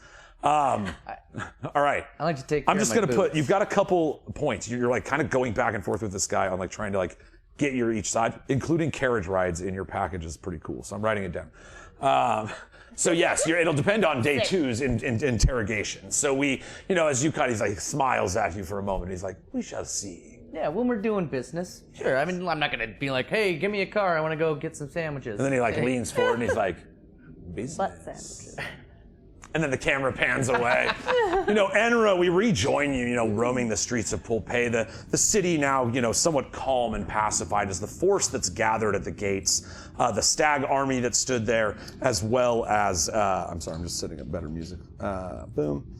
And a little bit of rain. The rain starts falling on you as it did Mark, as you kind of transcend beyond the area of Tabitha's church back into Pompeii proper. The gathered crowds are now distributing as the rain comes down. This seems to be a terse standstill at the gates. You at the end of the sesh last week had been looking out into this group of guards that stood with the stag army in the front. But we actually need to talk to Pickles for a second. Okay. Pickles, you're sitting in the bar. Oh, I mean, bonjour. With Boxo! He says, "Pickles on Wii!" And he's super excited. Boxo. He orders a drink for you all, and he's like, the kind of the pleasantries of it all go through. You share a couple drinks, smoke a couple cigarettes. You see he brought a little of the ganja from Satiban as well, some of Dat Man's finest. And, you guys have had a little bit of a good time telling each other, but you did have questions for him pertaining to, like, what's going on in Satiban. So, as you kind of ask me these questions, like, "Well, I have heard many things, but I will get you a more direct answer. Perhaps you could return in a day or 2. I grow tired from all these drinks and many smokes." And then he looks out the window as the rain kind of starts falling nearby. And you see, he's like, "What a peculiar creature." And you look out the window and you see Enra walking the streets. Jake, Drew, I need you guys to get out. What? Yeah, I need you to get out of the room. Oh, this is horse shit. You guys got to get out of here. What? Oh my god. Get out! Get, Oh my god. get out! Get out of here! Get out! Close that door. You better close it. Don't listen in. Oh my god. Pet my cats. I'm They're so excited. adorable. I can't believe it. Finally, we're the most handsome people here with Jake gone. Man, Now that Jake is gone. finally Jake we is can gone be and we can handsome. breathe. All right. Oh yeah, have them mute their mics. Good call. They'll just be dicks the whole day. Hey, Brandon sucks. Yeah, get out of the room. All right. You just hear like aggressive kissing sounds, but like smooches, like not. Finally. Yeah. He's so good. What goes on in the living room? All right. So Pickles It's kind of a fusion of two moments here real quick, because as you look out the window, you notice Enra walking by. And Pickles, you have spoken with me about some of your concerns about what Enra's true intentions are within this group, and some strange things that you've noticed from along the way. You see Boxo like, kind of tipping back his many rings in his cape. You know, he's super fancy, grabs a cane and stands up. He's like, I'll need some help from the goblos. And you see a couple goblins just boop, boop, boop, boop, walk in, pick him up, whoosh, and carry him out. Cool. I'll see you in a couple days, Pickles. Yeah, Floats out of the bar. You see Enra walking by, you know, your little barriers kind of perk up a little bit, and you peek out the window. You see Enra's in somewhat of a trance until it seems like she looks out and sees something that strikes her. You know, the wind, the rain falling, you kind of see, it doesn't appear that she can see you in the window, but you observe what she's doing. Enra, you see the blonde-haired captain of this guard, you know, of this standing guard here that struck you when you saw him, you know, reminiscence from your nightmare that you had just lived through in your battle with the Necrocur. As you kind of look at this man, you get that instinct, the soul knife, the rogue, you know, and you, again, we've discussed some of what your intentions were in this downtime, and again, this moment particularly was just too good not to actually play. And so, you look around, you know, obviously if you left the streets in your current condition, you are a member of Poupée in their eyes and would probably be attacked from the guards. But you're a rogue. You have many ways of utilizing disguise to your advantage. You spy a nearby building with a door open, peer around, look inside. Nobody's there. Shut the door behind you. Give me a disguise check. So, you know, you break out your tools and everything, and you're giving yourself, you know, this once over. 17. All right, I rolled nice. 17. Nice. All right. So, and I believe you would get your dexterity modifier to that as well. Okay. The plus 7 So then. 21. Nice. Yeah. So Pickles, you know, you see this door shut in front of you as you're kind of looking out the window, the rain still falling down. And Enra, you know, put on all the trappings of a member of the stag army, so that you can learn a little of this information that you so sought. You look around, you know, nobody in this room, nothing left. You open the door and walk out. Pickles, you see a member of the stag army emerge from the room where you saw Enra go into. Right. She, you know, is not, you kind of peer in, see if beyond the door, if she's on the inside. From your current advantage, you can't tell. Like, you don't know if she's in there or not. But now this stag army member is walking out and walking toward the front of the city gates. What do you do? I'm gonna sneak around to try and follow, like, this person. All right, so I also had both of you roll in secret on Discord this week. And what that was Pickles' stealth check against Enra's perception check. And Pickles, you won. Oh my god, sneaky sneak. So Classic Pickles, you know, quick to avoid the wet mud of questionable intent around the streets, you tend to hop from building to building and, you know, wooden beams. butter, yeah, I'm not in there. You float into the doorway, you know, eyes still on the stag guard walking away, and you look into this room. You peer around, there appears to be nobody in hiding. It's a pretty sparse room on the outskirts of Poupée, not a lot of people dying to get this real estate. And so, you know, make a quick precursory check. Again, you made your perception check. No trap doors, no secret exits, just this main front door. Your ears kind of perk up again, and you look back out onto the street of the stag guard walking toward the city streets. Now, Enra, in your costume, you're strolling along, and you see, again, that young blonde man is seemingly pacifying the soldiers that are standing there. He calls out, "You fools! We don't wish to start a civil war, invade Poupée. We are simply here to enforce the law. We just ask you to return to your homes. We tell our soldiers to stay calm, and we can get through this together. The unresting gather at the wood line. Can you not see this is best for all of you?" And you see the guards kind of like are calming down. Some of the fightier guys that were kind of starting to muck, they've been beaten up so much at this point, they're just kind of sitting to the side of the gate like, look, as long as you don't come in here, you can stay out there. And so as this kind of moment, you know, goes, you slip right past the gate undetected and walk into this camp. Anything you want to do within the camp? Because this is like, we talked about what you wanted to do, but not why or the how of it, so. Yeah, well, at first, I kind of just want to, like, investigate my surroundings and sort of, like, eavesdrop on maybe conversations that are happening around me. All right. So, again, just to summarize some of this stuff, it's, you know, you notice that everybody's kind of grumbling about the same things. It seems one group of people wants to just take over. Like, why wouldn't the Stag Army just march into Saleh, kick Tarnuk in the face, take the Golden Throne once and for all, and finally give this city the leader it needs? You know, you see a lot of that vibe isn't around. Again, you're a good spy. You don't linger in any one place too long. But as you continuously look around, you don't notice this Cuddle Forge that is seemingly following you through this camp. You know, Pickles, your stealth was super hot. So, you are witnessing what's transpiring with Enra. So the other half of this group does seemingly believe that this is the best thing for everybody right now. If the Unresting are about to attack the Triad cities or take over Saleh at the worst, like, this is the army. These are the people that need to make the decisions in the moment. And so bureaucracy and pomp and family bloodlines just mud up the works. And so that's the tentative as you kind of, make your way around the camp. That seems to be the two it's not, they're not fighting within the ranks, but that seems to be the permeating ideas of like what the vibe of this camp is right now. It's not a bunch of angry people wanting to go about war, but there is a little of that vibe where it's like, we are not only the best to do this, but we're the strongest and we should do this. And so it's any variable between there as you kind of wander through the camps. Okay, I'm wandering to find the blonde captain. Okay. So you see after, his speech and he looks around, somebody brings him some reports, he signs off and hands them off. He's very busy and he seemingly is kind of in control of what's going on here. So he has his own command tent.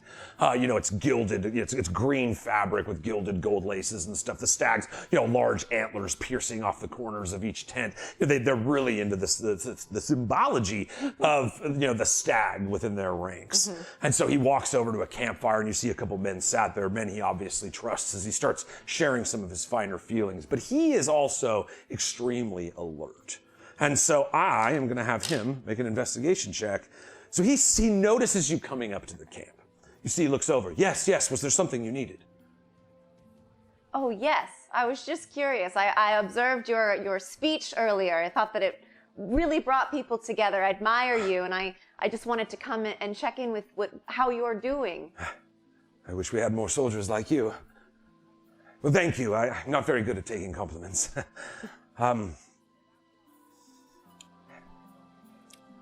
Honestly, I don't know what's going to happen. But I'm trying my best to do the best that I can. Isn't that really all you can do? Yes, that is all you can do. And the things that we do to push ourselves a little bit further are little gems that we can... I find that I'm getting nervous talking to him. My palms start sweating.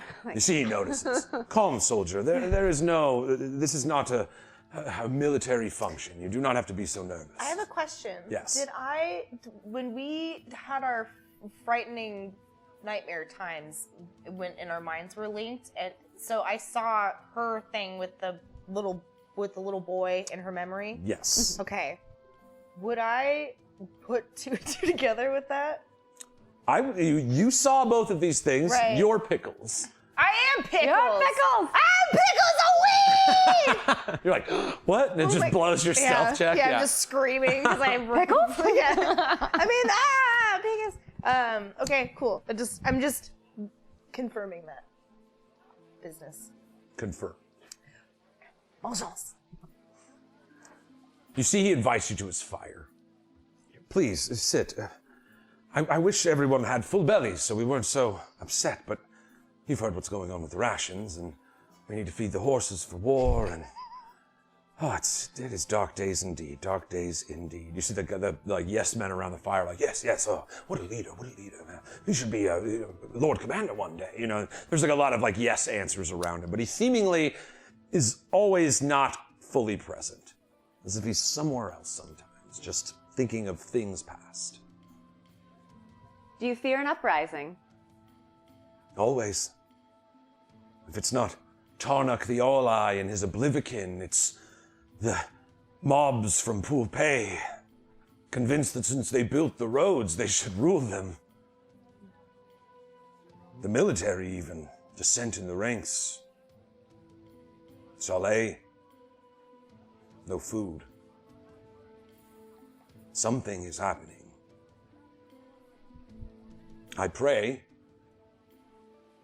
we can stand against it. Find we're all a lot more alike than we give ourselves credit for, and if we started to recognize that, we might be able to get through whatever else is happening, because there's clearly something bigger going on here. Yes. You see he kind of trails off for a moment. There is something else going on here. My apologies. I must away. And he stands up, he grabs a couple of the guys, and you see he's like, and they all start going off in different directions. And he starts storming off back toward kind of the Sale area, central city. So he begins walking away. Okay, great. I want to find where his tent is. I want to investigate it. All right, so you are by the command tent here. You kind of, you're by the command tent. You're peering around. Again, everybody's kind of getting into their own time. It is that time where people are breaking out their moldy bread, and it's like the evening. The kind of wave of tension has calmed, and everybody's a little lax in their, looking around. You are a rogue of tremendous value, so give me a stealth check with advantage. Okay. You have the deception. 6 but- plus 10. 6 was the highest of the two? Yes. Nice, 16. So I'm just, okay, no, not gonna. So the guards that are around the camp don't really make any, notion of you, but you were just kind of talking to the leader around this campfire of guys that would be like, why was she talking to that person so much? Like, why didn't he ask me more questions? And so you see they kind of look at you, and then they start talking to each other, and when they look back, you're gone. And you just kind of slice a little hole with your mind knife in the side of the tent and roll in. You kind of look around. It is a captain's tent, a fine bedroll stuffed to the side, a couple bottles of wine, sitting still full, not like a drunkard's, tent or anything, but there are several bottles of wine near the edge of his bed. A man of simple means. You see he's got a suit of his battle armor as opposed to kind of what he's wearing right now, which is a little more showy. Casual armor. His cash armor, something with a little higher AC but a little less on that charisma. And a couple blades and swords, one of which it's somewhat familiar to you. You notice that this one blade that is somewhat rust covered and hasn't been used in ages calls back to a simpler time, and there's just something about it that just kind of reaches out to you. Even you can't quite place it. You're kind of thinking in your thoughts as you hear the voices of guards walking by. It's like you have a little time in here, but there's not a lot going. Eventually you might get caught. So give me an investigation check. Okay. 11 plus 8. Nice. 19. So you look around a little bit, kind of like peering under his bedroll and underneath his bed, looking for anything, that might kind of let you know his state of mind. You find an easel tucked into the corner of the room. And there's this kind of, beautifully stretched, fabric across the back and somewhat of a gilded frame that, catches your eye. Again, you're a rogue, so it's almost like, oh, wait, do I steal that real quick? But it's set against the corner of the room. And you kind of go over and peer at it. And you see standing, or not standing, but painted on this depiction is this long road with streaks of rain washing down. And the outstretched hand of this strange, formless female figure reaching out. You hear the crackle of thunder. You can almost feel the raindrops on your skin as you have now twice so recently. It almost shocks you so much that the painting starts to fall and you catch it. What do you do?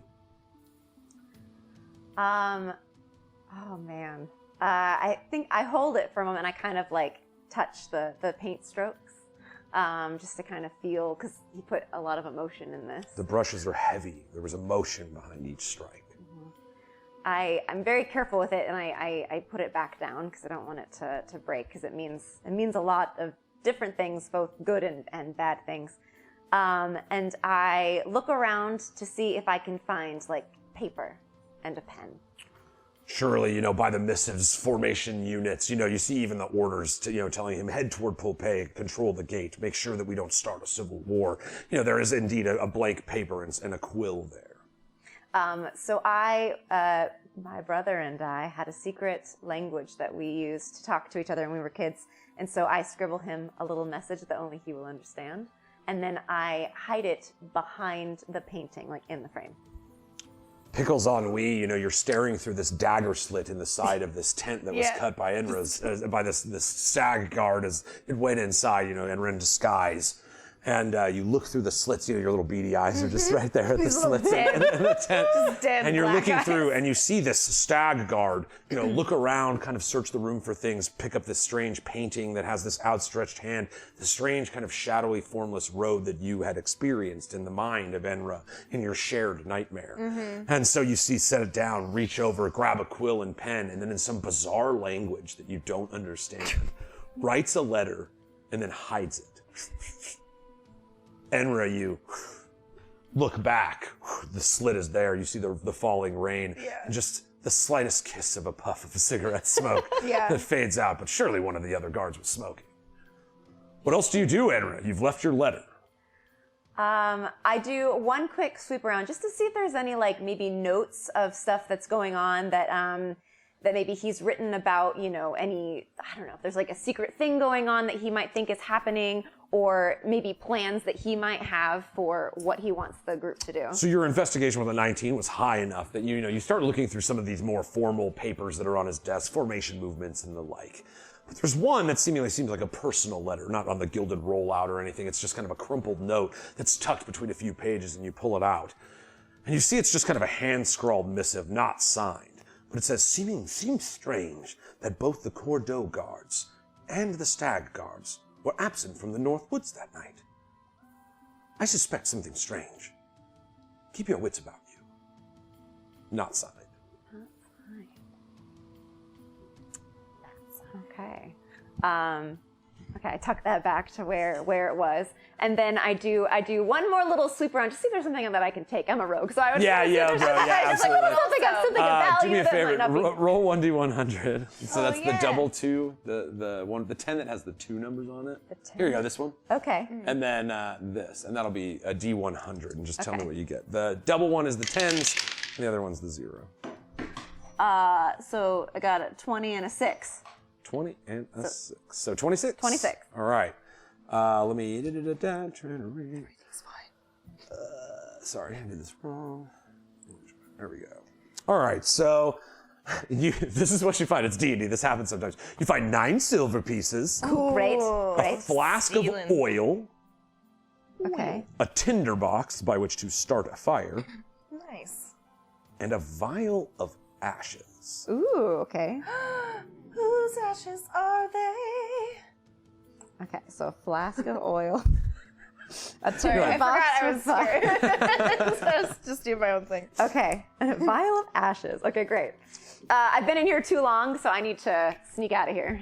You again, your stealth check still holds up, and you look outside. You don't notice any Cuddleforge nearby, as Pickles has managed to again avert being detected. Yeah. Just pickles and around. Pickles in the room. Pickles and about. Pickles about. So you make your way back toward the gates, the house in which you had disguised yourself originally, and look around. There's seemingly nobody following you. Close the door once again. Get out of your disguise. Get yourself back into the Enra that you are. You open the door, look out. The rain is falling. You have this feeling run up the back of your neck. Someone's watching you. So give me a stealth check. Okay. Just the cigarette. Oh, 3. So 13. All right. Pickles, you notice it's like you've been all alert to the fact that you maybe, at any time, like the At some longer point, you're watching, I'm just expecting it. you see that same door of the same building opens up where the stag guard disappeared, and out walks Enra. Using the wings kind of fold over her back, kind of protecting her face from the rain as she looks around, again, kind of considering where next to go on her walk. And you see she suddenly gets a strange feeling. And you see her kind of slink off into the shadows. Cool. But you can see her. Yeah, that's fine. So it does seem like she does not want to be followed right now, but Pickles, this is on you. What would you like to do? I watch her walk away and think to myself, holy shit, this bitch has a lot of shit going on right now. That's a whole thing over there. Give me them boys! Give me them boys back. I needs my boys. Bring back. Hey, good night, Grim. I just took a second. Let's with hear that. it for the boys. Pickles' ashtray. You just Let's left the give bottle. the boys Let's a hear it hand. for the buds. Yay! Yeah, welcome back, guys. Round of applause. Round of applause. Welcome back, guys. Welcome we missed back. you. It got You're really back. scary. I made jokes, and you guys weren't here to laugh at them. It's true. Yeah. We started our own show called WeeD&D. We have all the weed, all the D, Oh. in the D. I see. I hope you petted the cats. All of it. The cats are running the studio. We made an agreement. All This right. fidget. The We're gonna first need- day we're gonna need the studio. has pretty much gone by for the lot of you. Chill. You know, Boxo's provided you with a room in the inn if you so wish to sleep, Pickles. Yeah, because it just looks like a teddy bear on a made bed. It's just like that's what it looks like whenever Pickle sleeps To on a an inn. passerby. Yeah. To someone walking by, they'd be like, "Oh, they just must not have checked in yet." Like, Boxo guy is weird. I want a bed for it. What's weird is you could also just be sitting on the bed seething with anger and they still would have no idea. No. Would have no It's still a vibe. So, you know, Enra, you drift off, and, you know, the next passage of your journey is unknown even to anyone else at this table. You know, Mark, you've spent your day with us preparing this graveyard ceremony. Lucian, you've returned now to your resting place, the fallen training grounds of the Order of the Ghost Slayers. You know, Pickles, you kind of just fall over as a teddy bear on the bed. The first day of this downtime has passed. You know, Lucian, you even resting on the stone slab that you slept on because you're like Norman from Mighty Max. Yeah. That's the Best stuff. character. Best character. Best character, stone Norman from Mighty Max. slab. You know, you're kind of laying there and you have a bit of a restless sleep. You know, you remember Castadran reaching out to you. Please, just end my suffering, brother. Please. You know, reaching out like, do you have holy water? I think I see one. Yeah. I think I see one on the side. Next No, to those are my eye drops. Next. I It dropped. really looked like. This know. really hurts. I'm Those are hurting a lot holy eye right now. drops. I know. It will hurt every minute for 3 days if you don't. Oh man, I wish I could help. Well, that's why I stole your shoes. Then you have the shoe nightmare again. Not the shoe. You know, the first night passes. You know, Mark, you have the cold body of dead Tabitha wrapped between your arms as you lay in bed with her. You know, Enra, you've, found yourself a nice little resting spot. We'll say Taldessa's, door was open, and you recall she was, was just like enamored by your wings, and so she offers you a place to stay. The first day passes. Okay, girl. The second day, Mark, make me an investigation check with advantage. You start looking around the room once more, your original thought plaguing at your brain. You hear the whisper from the skull in your wig. Uh-oh. Mark, she's powerful. A strong caster. Her magics could be yours. What'd you get? 23. Thanks, Mom. DC was 25. No, I'm kidding. Whoa. Mark, day 2. You're looking around the room. You notice that the symbols that have been scrawled all in the circle, around you, this circle here, 2 of them are turned the wrong way. Ooh.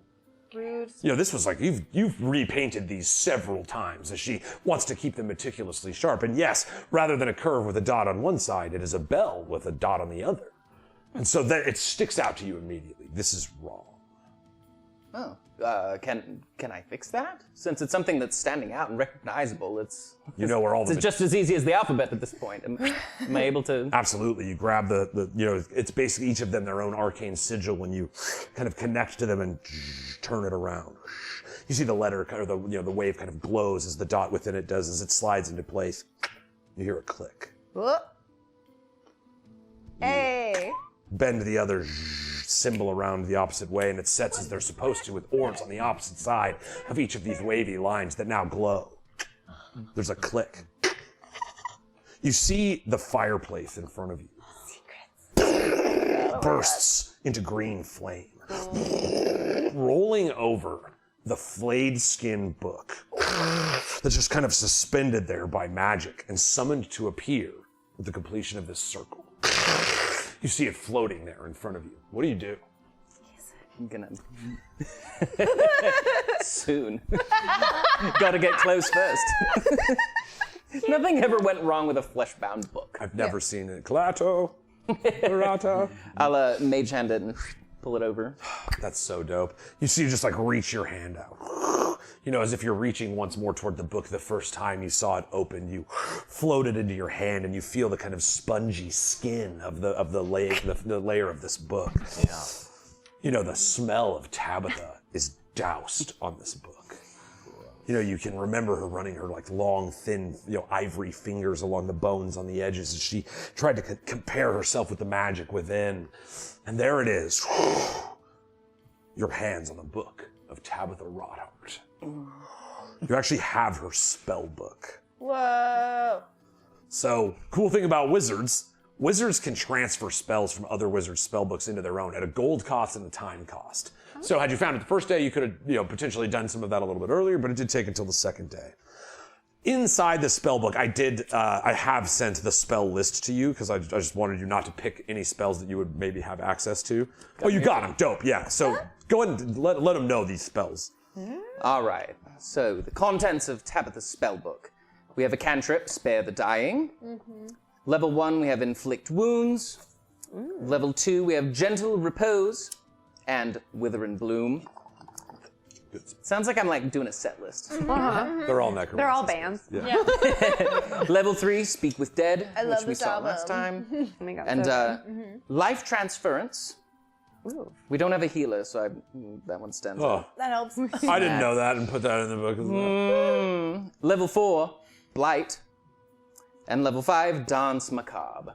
Ooh, Dance Macabre, good Dance song. Macabre. So yes, you do, again, as part of this downtime, we're kind of into day 2 here in this shift of all of what's going on with all of you. You have the opportunity to transcribe anything into your spellbook if you want. All right.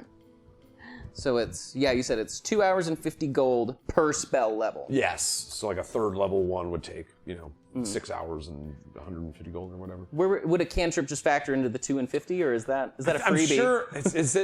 Is Rules here today? Because I would just be like, hey, Rules, how much does it cost to transfer a cantrip? Or Dave. Or Dave if Dave's here. I'm just gonna Or look. I Dave. have it in my message history. Who will answer first? I sent it to Jake. So here we go. But it didn't say. It just says when you find a wizard spell. Oh, only at first level or higher. So you can't add it. I'm sorry, you can't add cantrips to your spellbook. Oh, okay. Crossed it out of her book. Yeah. She had it though, and you can always remember that. Thank you. Hi, dude. What's up, Rules? Rules explained. Lighters up for Rules Rules. up for Rules explained. Yeah. Explained. I put my lighter back in my pack. Huge member of the Bud community for such a long time now. We love to have you here, Rules. A real OG bud. A real OG. Real OG.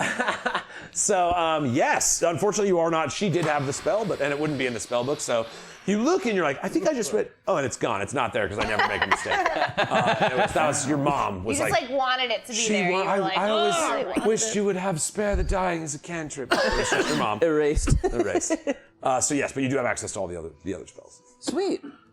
I'm looking at that level 3 block for sure. The fact that we just encountered Speak with Dead and I depended on Tabitha for that, that would be good to take for this, because the dead ain't keeping no secrets when a lot of these living folks are.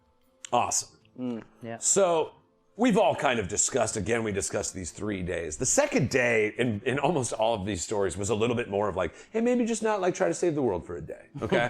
So, Mark, as you kind of work on this, on transcribing this spell book and getting spells ready, Pickles, you've continued, like Boxo, he's left you food and stuff, but he's seemingly like out getting these answers for you. If you had anything you want to do in that second day, any equipment or anything you guys would want to buy on the second day, healing potions, holy waters, things like that, that's available to you. But it did seem like the second day was kind of just like, and be a person for a day, Yeah. Right. I just want to sit and talk to Teldessa. Yeah, you see she's extremely intricate. She actually starts designing a dress based on your wings. Oh. And it's like, oh, how beautiful this would be at the ball. And she starts stitching out these like immaculate, beautiful feather wings that she's making as part of this dress. You see her like primary focus is, of course, her creations. Like she just gets lost in her work. And you see her delicate fingers move around as if aided by magic as the stitching just works up the sides of these various dresses and stuff. She's extremely interested in like you as a celestial and like what your life was like in the, in Mount Celestia, where the angels realm. And so, you two kind of strike up a conversation, and we can discuss how much of that conversation you had. Okay. Lucian, that next morning, you wake up and there's 5 men standing there. And again, Must be good morning. Good morning. so your second day is toast. You see standing there are the five. Afiso with his 13 charisma, Cortax with 14, Rainier with a 15, Fearin Gold with a 16, and Drew Gall with that 17 charisma. Hottest in the office. You see standing, and it's usually Ryan, but this time it's Drew Gall. You see they're all standing at attention in front of you. These are Restless Watch members, and you haven't spent a ton of time around them. You've heard of them, these guardsmen of the Unresting Willows that are undetectable by the unresting themselves. You see, and they're all kind of standing there, but their eyes, their pupils are a little gray, like they're a bit listless as they look around. Their eyes kind of float around, even though their bodies stand at perfect, military attention. Their eyes and faces just kind of off. Their eyes sunken in and dark. Their skin somewhat turning a little bit pale. They all kind of look around, and as they see you walk up, they all shift, and there's these five kind of ghostly faces, each a little more attractive than the next, until Drew Gall, who's just a real looker. Just a Real Like, it's the dark sunken eyes that work. Like, it's Right. like he's killing, he's working it. And so, yes, you see they all stand there at attention, as you see, Elios Broussard is not there, but just these five men. What do you say? Can you give me a second, guys? I just woke up. You see they just immediately, their body's still standing at attention, their minds once again wander. As if they've almost left you. Like they're there, but they're also not there. You guys want some coffee? You see Drew Gall is like, shh, yeah. That's what I'm talking about. You guys can loosen up a little bit. We're not training yet. He kind of walks over to you and puts his hand on your shoulder. He's like, We're not that loose. is it? You're right. Sorry, sir. He returns back to his perfect lighting, like on the edge for some reason. Like, I mean, if anyone was Sorry. going to touch me, I'm glad that you were the one, because, you are just a handsome son of a bitch. You know that? I got to tell you. Even like as a weird Loomy guy, he's like, yeah. You know what? You can put your hand on my shoulder. It's okay. He's like, This is going to get weird. he's like, is it drip coffee? It's a French press.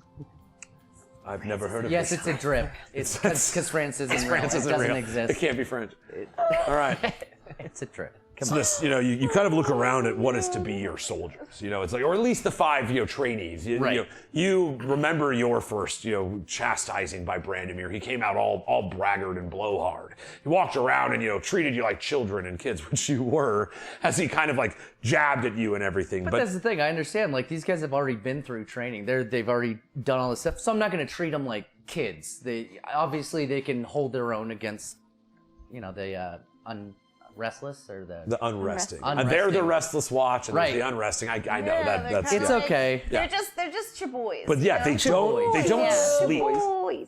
So What's that? like the restless watch, as you learned from your conversation with the leaves, like they don't sleep, and so it's like they're the living embodiment of two souls fused together. One of the wandering souls from the Unresting Willows that imbibe anything that dies in its land, and the human that offered themselves to this strange ritual, some bastardized form of your, Right. what you did as a ghost slayer. And so it's like they are extremely strange. Except for Drew Gall, who's just really Well, just killing it. Like just nails the Nailing it. kind of like a Brandon Lee in The Crow. I just- Oh, yeah. He's like he looks up and it's yeah. raining, and he's like can't rain all the time. Oh God! His hair is wet. Just raining down. I was about to splash water, and I was like, Okay. microphone. I was like, I'm good. That joke costs money now. That's an expensive That's an joke. expensive joke. Joe. So yes, you see that they are now set before you. The training ground looming behind you. You can choose. Do you want them to start their physical training of the rigors of the trials, or send them into like the meditation room and start training them of the soul. I kind of want to do that first, but not, I guess, for the training I do, but I also want to just sit down and talk to them about their training ritual, because I need to know what they went through I first. just love, like, do you guys bleed out of your backs too? Right. Like, So blood jetpacks. Yeah. What Jetpack. you guys? just like swapping like awful things. But kind of. Yeah. I mean, it's a terrible thing, but it's like I kind of have to know what they've already been through to know Yeah. what they can go through, or just to understand what the difference between what I do and what they do is. Yeah. Yeah. So I want to get to know that first. So Drew Gall's going to be my point guy. Naturally. Drugal looks at you and Not because he's the handsomest, okay? No, that's not why. That's not but you why. guys like go somewhere else don't together. know. Good listener. The thing is, they put themselves Hey. in that order, so they know. They know. They're aware. They know their rating. Yeah. They go. So yeah, you see Drugal. He's like the other four like continue. Do you want him to go meditation or like John physical? Hamm. Um, Ham. Oh no, you want to learn before. Yeah, Learn 'cause this. I wanna- You see, yeah. Drugal goes. I tell you of the be ritual, John Hamm. the binding. We are forced to drink strange elixirs. We are racked with pain. Okay. A life of pain most of us have already, Right. but it was torture. As if in a dream, you see the floating ghost spirits, those that wander the unresting willows, those that die there, their soul wanders the trees until something else dies there, and then it is infested, reborn. You see, he looks at you, and it's almost like he's spying the ghost that you consumed within you. You know, the biter, Bite. soul bite. Soul bite. Yep, Yeah, that's it. Yes. You see, it's as if he Soul can bite see it. spirit. Yeah, the soul bite spirit. It's like he's watching you. And he's like, as you bind the souls of those you devour into your weapon, into your being, so do we fuse our souls with the wandering spirit. We are neither dead, nor living, nor unresting. And we are free to walk in the realms of all three. It's a bonus. But yeah, it's like that. It's to you. It's like that kind of like, it's. They use like your weapon enhancement rituals to like defend, like to change who they are. Right. Like it's totally like a strange use of like just a tiny part of your training and what it is that your Right, order. like I put that stuff into my weapons and armor and stuff like that, but they're putting it directly into their bodies and changing who they are. Smashing two Right. souls together. And no wonder these Right, these no wonder you creatures fucked it up. Yes. Yes. And so I mean you have that as a bit of a leverage chip in your negotiations with Elios Broussard. Like it's like they are like doing a horrible thing to these men. Yeah, but they don't have to sleep, They don't have to sleep. and they can go between the three realms. I mean, that's also kind of a plus Yeah. that I don't necessarily have. True that. So, I don't know. It's weird, but that's good to know. But yeah, I guess we'll get started on this whole transfer thing and study up on that together, and I can show them like how the rest of the Ghost Slayers went through it. I mean, or I guess we'd have to gather ingredients, make potions, blah blah blah, all that stuff. The So I'd have to starting teach elixirs. them, right? You know, again, it does call to the Witcher training, but there's a spiritual journey to prepare the body for what what your body then must endure. Right. And so it's like and as part of the ritual is obtaining those and the care that is you must pull this rose from the ground without any of its petals falling. Walking and then, the steps and doing, and as we're going, I can teach them the things like about all the monsters or ghosts or all the things that I've encountered and what their weaknesses are and all, do you train mention the them as- Necrocore? Would they, I mean, You don't see why they would. I mean, Necrocore is a pretty that's, specific. I'm just curious. no, I don't think I would. Not to them anyway. Not yet. They haven't completed their training. Fair. Yeah. It's you're at that almost like midway point. You feel that strange shift in you as if like the creature you destroyed that is going to manifest in 3 days is halfway through that journey. And it's like whereas your brand of castigation allows you to understand where they are in the world around you, it's like you're feeling bits of it start pulling from like the very globe of the world of Ganjaria. It's like these little pieces of fabric that will become the reborn Necrocore are starting to pull from all the different veils, the veil of death and shadow, and even the Feywild. And so there's this kind of gathering as you're like, oh, we're about halfway there. Mark, you're standing there, you're fingering the pages a little bit too much of the spell book of Tabitha Rodhart. And then as you turn to the last page, your hand just peels off a piece of skin. And laying there is a note.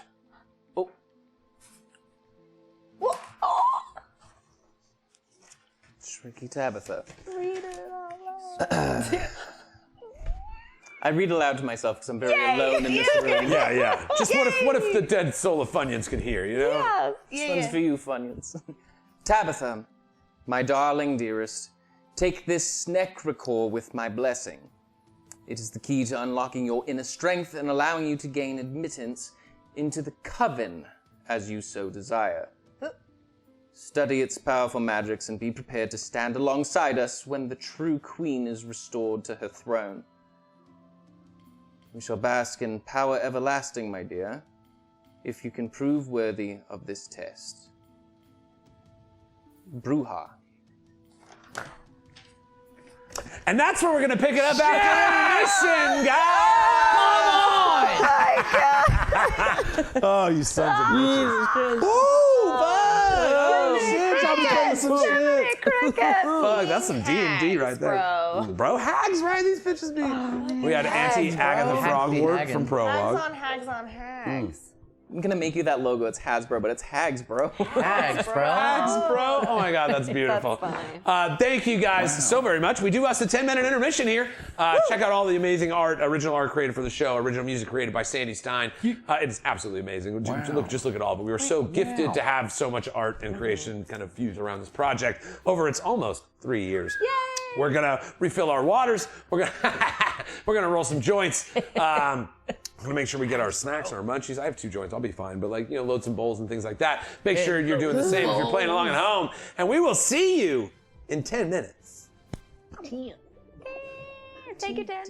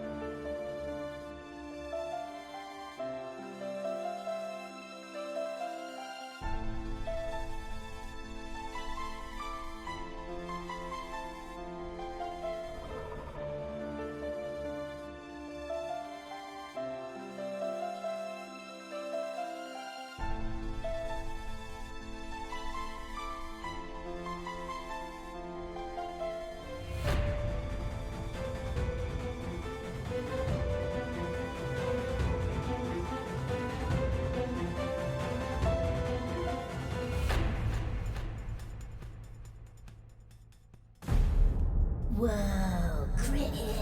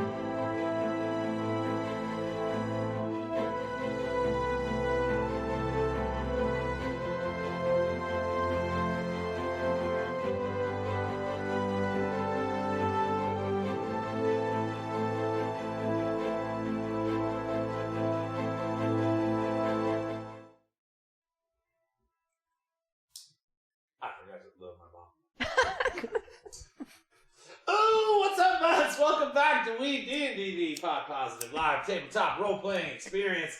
Holy shit, guys, we've had a little chance to investigate the individual lives of the current iteration of the helping committee, learning some secrets along the way and not letting some people see some things that happen. We were just actually talking right before we came in. It was just like that was like that. We rarely split. It's tough in a 3-hour show. Oh, is it my off? Thank you. Check mic. Thank you. I was running. Mine's on. Queen light, thumbs up. We rarely split the party a lot. It's obviously good advice when you play D&D not split the party because you're stronger together. But also we try to do like a narrative, like we try to tell a good story in 3 hours, and it always kind of starts taking extra time. But I'm so pumped that we took the time to do that, guys. Yeah, That was pretty cool. That's fun. So I'm still smoking over here. still talking. Well, We've got alright, so now there's the letter from Brewhog. You guys have figured out some things that happen with the guards. Yeah. Like, what do you think's going on right now? I'm so interested. I don't even know. A lot of layers. Layers, Layers like an onion. Hags, bro. Or an ogre. I was just saying, hags, bro. Hags, bro. Hags, bro. Hags, bro. Hags, bro. I was just saying before we started, I was like, my final sip for the first half is that everyone's got a lot of shit going on, man. Everyone's fighting their own battle. That's true. It's And we need to remember It's not that. always with a broadsword. You know. Be Be be Oh, kind. I'm muted. That's why. Thank you guys. There Thank he you. I'm back. Arj, thank you for calling that out. Huge shout out, Nicholas. Thanks for being here, bud. Nicholas is actually the builder of our Doom machine that we run this whole bad boy off of. So huge bud friend as well. Gino Fox still hanging with us. Arj Nemesis. Thank you for letting me realize I was muted, and I apologize for that. Gray Lotus, holy crap, welcome back, bud. Good to see you, man. Gino Fox in the house. This is our nice little time where we kind of come back from intermission, chat a little bit with chat, chat a little bit amongst each other. So, Chatty chat. Was Here we vibe go. check? Was that? Chickadee. mic check, is everybody on? Was it just me? Mic check. Just I'm me. green. Vibe check. Vibe. Yeah. Vibe check. It's a My vibe. vibe Thumbs is up. good. Thumbs up. Thumbs up. I refilled my coffee. Madam Funyuns Madam is here. Check. I did want to say we're going into this show goes a lot of places, so it's like, but these particular things can get very personal. We have a rule with players. I highly encourage you to use it at home as well. If for any reason you ever feel like we're getting into areas of storytelling that make you not be having the best time of your life, just throw up an X. It's a simple little thing that you can do as a DM. People do it in chat if they're playing online, but it's always good. But it's fun to go places, but it's not fun to go places where you never anticipated going in a game about killing monsters. So, it's like, I wanted to bring it up because it is like, yes, our show will go to some pretty crazy places and like, we'll explore some dark themes and, sex and death and murder and butt guys, zombie head. Going into those spaces, it's good to think about your players and just, respect. Again, just like Brenna so eloquently stated, everybody's got a lot of shit, and so, again, if at any time you ever feel like we're stepping into those spaces as a watcher, feel free to step away for a little bit and, come back at another time or catch another session or whatever. So just take care of yourself, guys, because everybody's got a lot of stuff. Titty Prime with the lighters up. Welcome in, Titty. Again, it's so weird just calling you Titty. You do that with most names. Titty Prime. Titty. The prime of titties. Oh, yeah. Flame Awesome fest. DM in our community. She's run several games for us, and we are blessed to have her. So, but yeah, man, how y'all feeling? Good so far. Good. I've smoked a lot of weed so far. Yeah. Yeah. I am good. I did warn you guys last week. I got this weed. It's called It is very potent, and I warned them. And then like after the session, but it was like, you were not kidding about the It's It thing. It's true. Stoned now. Very stoned. It's Aw, love very you, Titty committee. Yeah, that was cool. We missed you guys while you were gone. We miss you too. Oh, we missed you Yeah, too. we did. We missed you. Yeah, we definitely didn't make jokes about it. Not We at were all. making fart noises. You'll see on the reel. Aw, as one should. Yes. Nice. Like when you gotta shake it out of the leg, like the little. You weren't passionately kissing? Only Will know. Shut up. You were the one. I don't even need to make an insight check, man. That's a 1 on deception. She's just gonna check the audio. Check audio. It's like bring the skull. Yeah, and yeah. bring the head. A Yeah. wink. Wink. A wink. It was fun though. Yeah, that's cool. Yeah, it was crazy over here. Sounded like it. Crazy. We kept stepping further away from the door Yeah, like, because oh my we'd hear God, something there's like some loud shit happening. We're going like, on oh, shit. Get out of Keep here. going. trying Get to truly- outside. Yeah. Truly trying to not eavesdrop. We were. I think the only words I made out was a very loud and enthused pickles on weed. Yes, that did happen. That's all. That definitely happened. That's all we picked So up. your like, secret's out. Oh my Your god. pickles? Oh, There it is. there it is. got me. That's it. Sorry, guys. So there is, I wanted to shout out Blackwater D&D. I played on an interim campaign as Shren Oldbuck, enemy from our prologue campaign. They play digitally, so they'll do things where they'll be like, take your headphones out, like if you're not privy to certain conversations and stuff. And I always thought it was fun, and then just the idea of like kicking you out of the room, Yeah, get out. just made it where I was like, Get out. I want to fuck with that. That sounds like a good time. My studio, my rules. Exactly. Yeah. I think it's such a fun element because, like, what a fun thing you got. Like, we all get to do now. Like, you literally don't know a thing that we know that you don't know, And and the that's audience just really. knows. And the audience knows. Now I The challenge buds you guys. know. And the buds, Super Keshi in the house. Oh, welcome. Yes, yeah. I challenge you guys. You can or not. And again, it's D&D is a game of playing things that where you know things your character doesn't know, and you're all gifted performers. I'm not worried. But I did find when I played Shren and we did secrets, I would actually remute it during sections where I couldn't hear. And it was like a fun for me. Like it was like, fuck man, what did they say? Yeah. And this, it's like you guys are kind of seeing, it's like secrets and motivations of characters and stuff. They're like really thrilling areas for storytelling. And so some like really cool stuff. I'm bubbling about it personally. Like it's just fantastic. Iranians, welcome in with the rock. So shoot guys, we keep talking about all this stuff. I like playing D&D. I don't know about you guys. Love it. Love it. Highly recommend.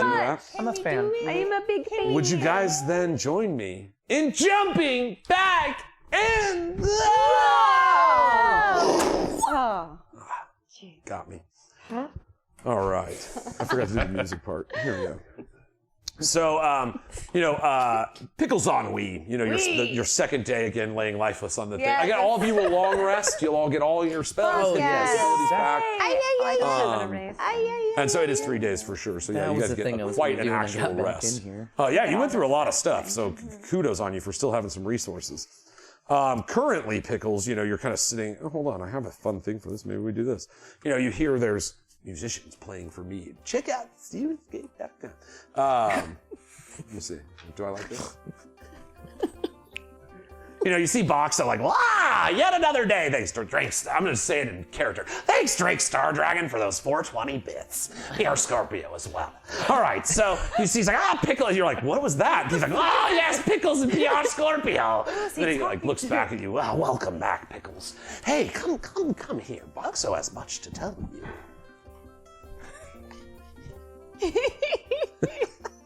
Yeah?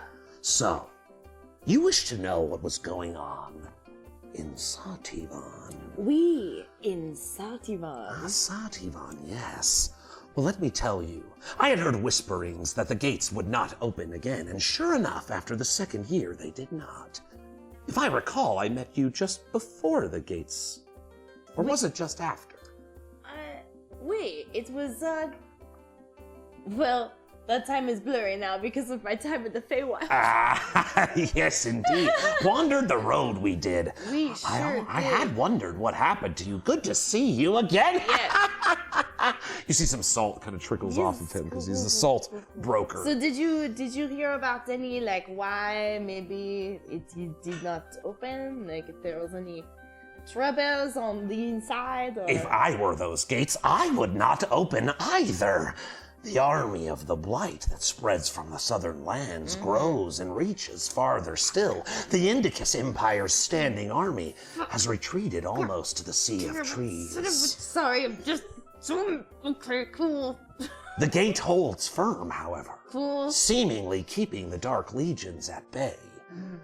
I hear a great hero from within the gates has much to do with that. Oh god, who is it? A green dragon knight, they say. Really? Yes, really. Really? Didn't you tell me you once knew a green dragon knight? Yep. Yeah, we you're talking about, I've heard of his name, that's Gary. Yes, the Green Heart, they Yep. call him. Yes. Good for him. That is nice. And you knew him. I knew of him. I heard. Of him. Yeah, I thought heard I tales. mixed it up in my head. No, you know who I think we know each other from? Dat Man. That man. Yeah. Oh, he grows we the just finest. Probably that. He grows the finest weed, and I think we just run in the same circle. So you just, Makes sense. himself what Spend time with that man and things get squirrely. It's crazy, gonna tell you. All right. Okay, so Gary Greenheart is doing well. That is, doing well under certain circumstances. All things considered. Yeah, we. And then there's this crazy blight that's just coming in from the south, like we all fucking kind of knew what was gonna happen. As like from the stories themselves. Wow. Wow, yes, Yeah. wow. But cool. Okay, so how is is anyone in this kingdom, like, do they know anything about this blight? Is it a thing? The blight, well, there are stories, they say, of a cursed infernix, a burning bird of fiery black magic, corrupted by the demigorgon itself. Or was it his bride? Ha! So many stories, they get lost in Moxo's head. For I have lived for 525 years. Holy shit, that's a lot of time. Oh my god, are you okay with that? Do you need I'm great. Do you need to unpack that? a As little bit? everyone I ever knew died. Yeah, that just must be very hard. I have kind of my own version of that, because I have these weird times of like, time travel kind of, where I don't know if the people I am around are for now or like back then, I know, right? yes. Sometimes I still feel like I'm in Everindell. Where is that? It's gone now.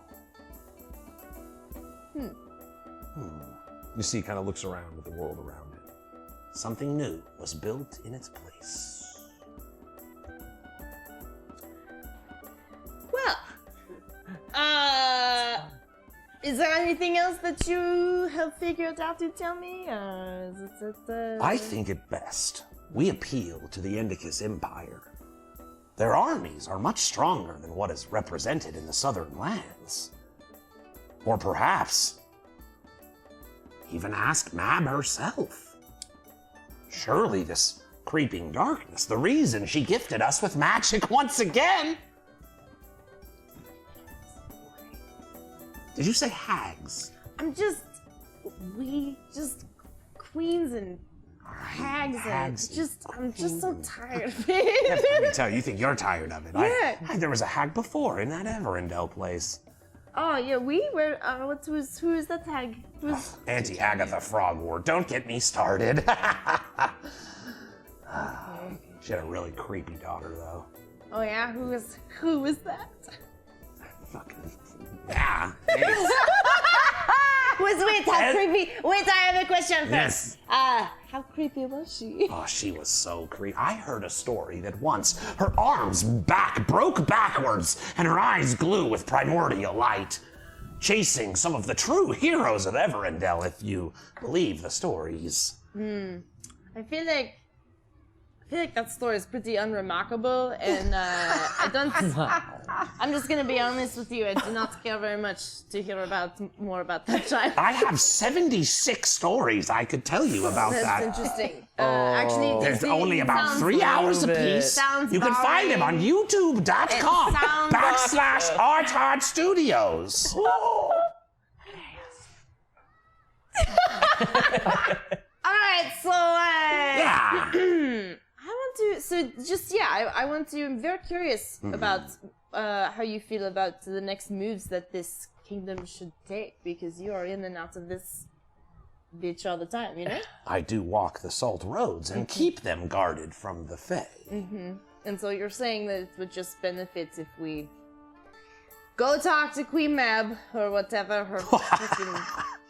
Yeah. What? I mean, it would be good, but as my teddy bear friend, you do not simply talk to Queen Mab. Why not? She needs help, and I am from the helping committee, and we can help anybody. It does not matter. Are you okay? Sound like. I'm fine. Okay. I intend to head northward to the Indicus Empire, appeal to their ancient king, Thoricus. I knew him a long time ago. It will be no use to them if this kingdom here falls in the time twixt then. The army of undeath would surely sever the trade routes between the north and the south. Good thing that's not my job. He just sprinkles salt around the room, just a little in your face. Just fucking salt. Okay, cool. Yeah, no, it's fine. Okay, excellent. Yeah. Cool. Jesus Christ. Okay. So things are great. So things are great. God damn it. All right. Cool. So as you salt me away, I'll be like, cool. About Note to to thank self, have you. salt to I throw bread. appreciate you so much. Remember, if there is ever anything I can do for you, you just let me know. And I'm happy to help, because the helping committee. I recall. Sorry for costing you to lose a year of your life. You know what?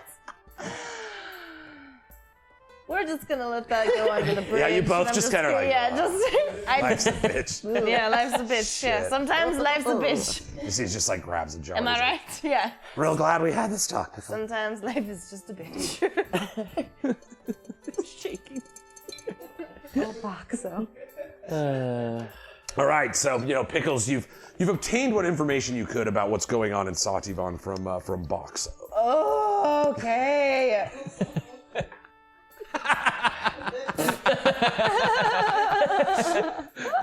So worried. Look at his sweet little face. Sweet face. So worried. Okay. All right, so So I'm gonna take this information and go head back to where we all said we were gonna meet up. I think, right? To start heading back that way. fair point. We had it was kind of a off-site talk discussion, and this information is not known. But we said for ease of things, where you left from, you would return. So Tabitha's Church is kind of the meeting place at the end of the 3 days is coming. Once that creature is back, That's the whole day. time is of the essence. Right. Yeah. And again, it did manage to put a brand of castigation on you as well.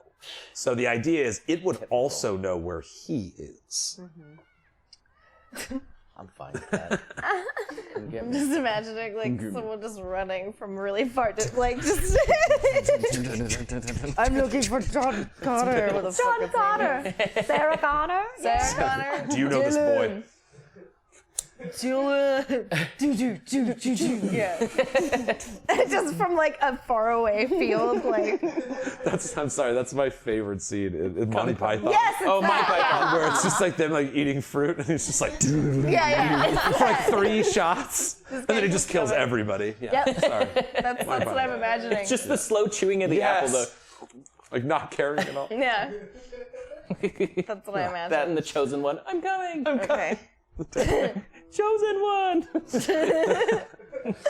All right. So Pickles, you plan to return to the Church of Town. At the end of the 3 days, I don't really have any other. Oh, you know what? Okay. So, I'm wandering around. I'm hearing this news. I'm digesting it. It's making me feel my feelings. And I'm excited that Gary is doing okay Oh yeah. after all those stairs, you know. Yes. It's all ramps in Yeah, Sativan. it's all ramps in Sativan now. Revolutionized. Good. Accessibility is Yeah, super it's important. really fucking important. Yeah, Jesus. Like, just ramp it up, guys. Yeah. Ramp up. So, Ramp just up, ramp honey. up. We coming at you, big ramp. Stairs are a young man's game. Yeah. It's a stairman's game.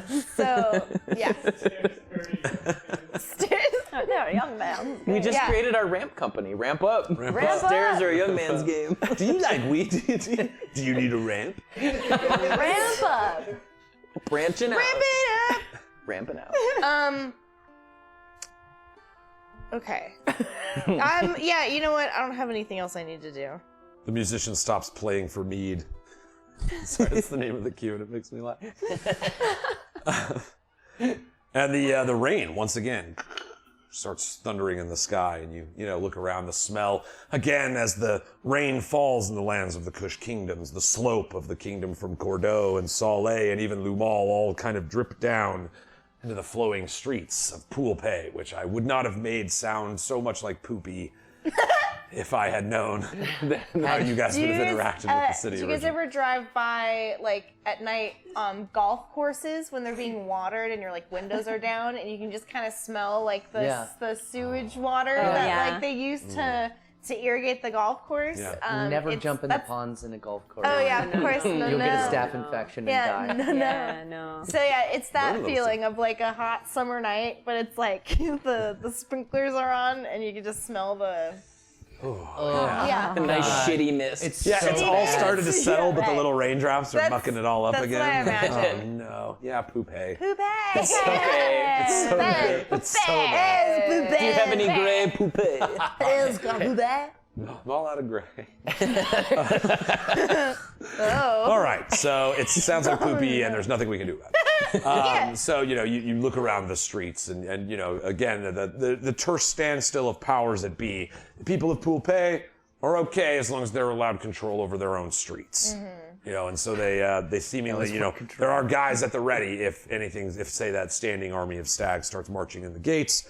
But currently, there's a terse understanding that it is martial law, whether they seemingly like it or not. They don't necessarily have the numbers and the equipment to push back against the stag army. Yeah. Shucks. Okay. Well. I don't have anything else. Cool. So you head back, you know, as you walk the path out toward the, you know, the kind of the Church of Tabitha, the graveyard of the lost. As you kind of make your way there and again watch the kind of multicolored pools that sheen in that strange location of the combination of death, ichor, magic, and the many things that flow this way. Remember, the right road is just all diarrhea. It's Diarrhea Alley. All diarrhea. It's cheap. It's cheap. You can get a house there.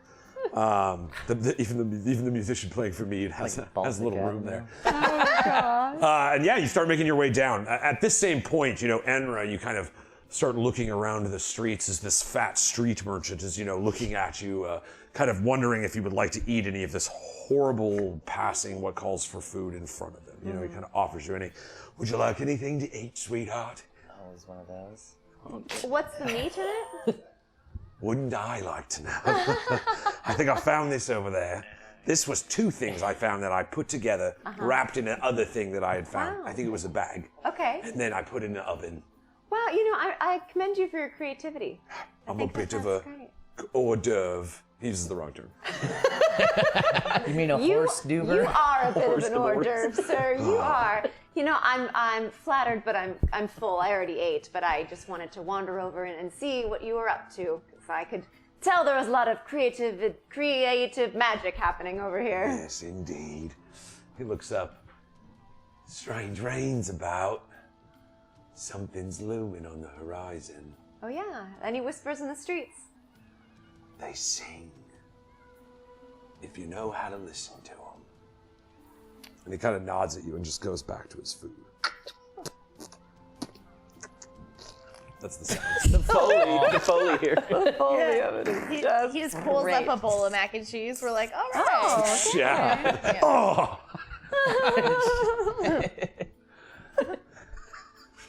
Delicious. Come on. So yes, you know, you see he's seemingly looking down, focused on what have you, as the rain begins kind of, you know, dropping even a little harder around you. Do you have anything else that you want to take care of on your third day before rejoining at the Church of Tabitha? I kind of like listening to what he said, if you know how to listen. So I decide to walk down one of the less poopy streets. And where it's rather Now busy. that's a coin toss. I'm pretty sure. Where there are a lot of people around kind of like whispering to each other. And I just try to like slowly walking in the rain, just with my keen ears, I just listen to see if I hear any singing. Give me an investigation check. Okay. All right. 14, so plus investigation is 8. Whew, 22. 22.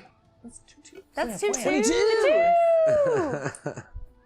Oh yeah, you're right. 22. Sorry. I usually would have grabbed that one and ran with it. Sorry about that. All right. No, this is good. 22. I'm trying to give you a juicy one here. Juicy one. All right. With a 22, you did so good that you're gonna get a couple of these. Ooh. Same. Rumors. You know, you start wandering the roads, and again, after the big brawl, everybody's tired. Like, a lot of the people are beat up and had been pushed around, but stood their ground against the army of the stag from getting into their city. But now that there's this terse standstill, you know, they've all kind of returned to their areas, you know, drinking of heavily breaded meads, like it's more food than drink, and it's like the strange street meats that you guys have enjoyed the labors of. Thoroughly enjoy. Full fence. And you know, you're kind of trying to listen for things specific to hear, but your ears are caught by the juiciest of secrets that you hear whispered around you. One of them, you hear this old woman. You know, she's like, "It's ridiculous that I was left here. I used to serve in Cordo, wiped the asses of the rich and the famous. You know, I remember they said Aglethor's wife was unable to bear children after he bore the first one. What's her name? Styx, is it?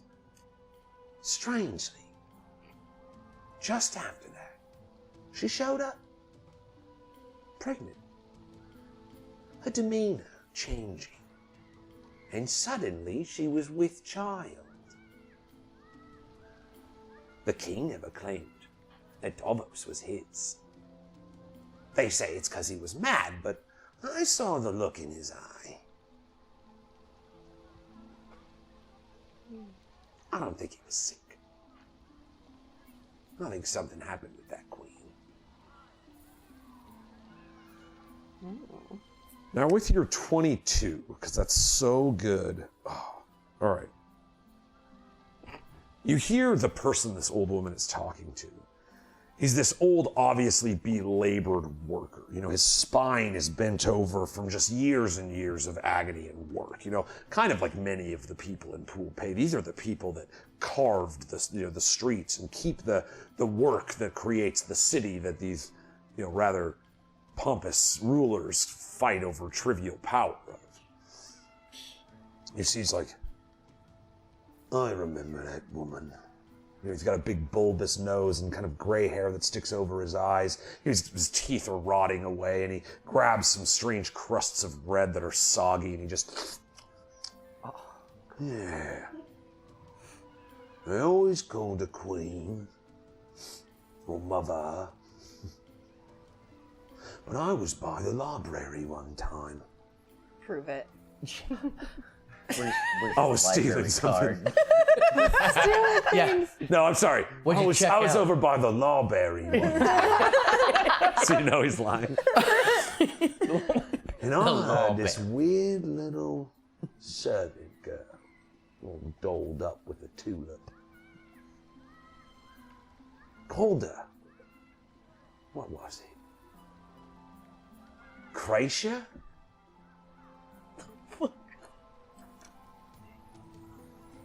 You see, they're like, we're old. And they're just like, and then they go back to like realizing maybe they've had a few drinks and they're talking about, you know, some loud secrets of the kingdom a little too loud. Everybody else is so caught up in the milieu of what's going on. But those are the two bits of information that you hear from the Song of the Streets. Right. Before I leave, I go back to say farewell to Taldessa. And I made her something. Because she's so fond of like making things. Yes. And I don't make things, but I made her like this little shawl that she could wear. That's wonderful. That's so cool. It's an Emra original. Yes. So you note that Taldessa is... Original. You see, she's truly touched as you bring this gift to her, and she's, the perfection. Like, she's so good at what she does that you see her identify some of the loose stitches and the lack of finesse, but you also see her decide that is charming and sweet. Good. And so she kind of nods to you, and she's looks around. She's like, if you ever need any garment of any kind, be my great blessing to provide them for you. And she like reaches back and pulls a curtain, and that dress that she's been working on is complete. There's these lavish, beautiful, angelic wings that sprawl off the back and fold back with delicate trim that fades behind them. She's like, whoever wears this will be the star of any ball. We shall call it the Enra. I am touched. As am I. She, wraps a little shawl around her. Anything else that I may do for you? You have done so much, but I know that I will be seeing you in the future. You always have a place to stay in my shop. Thank you. There's a weird room downstairs.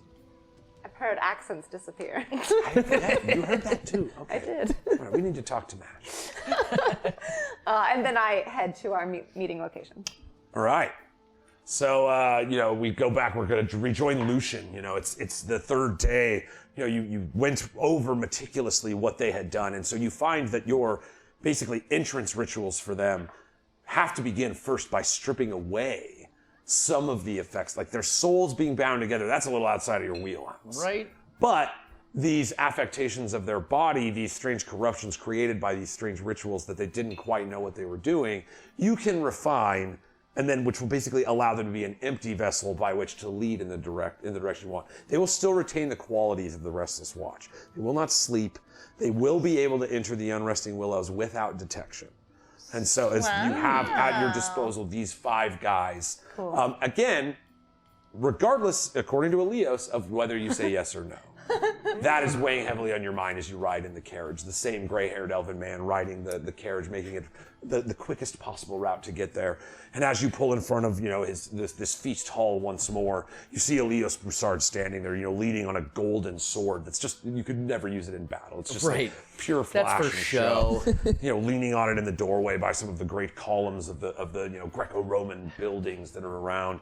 And he waves you in once more, offering you to come in. And you see once again, despite the lack of food that you have now witnessed all over this kingdom, you walk into a room where a table is covered with truly an epic feast.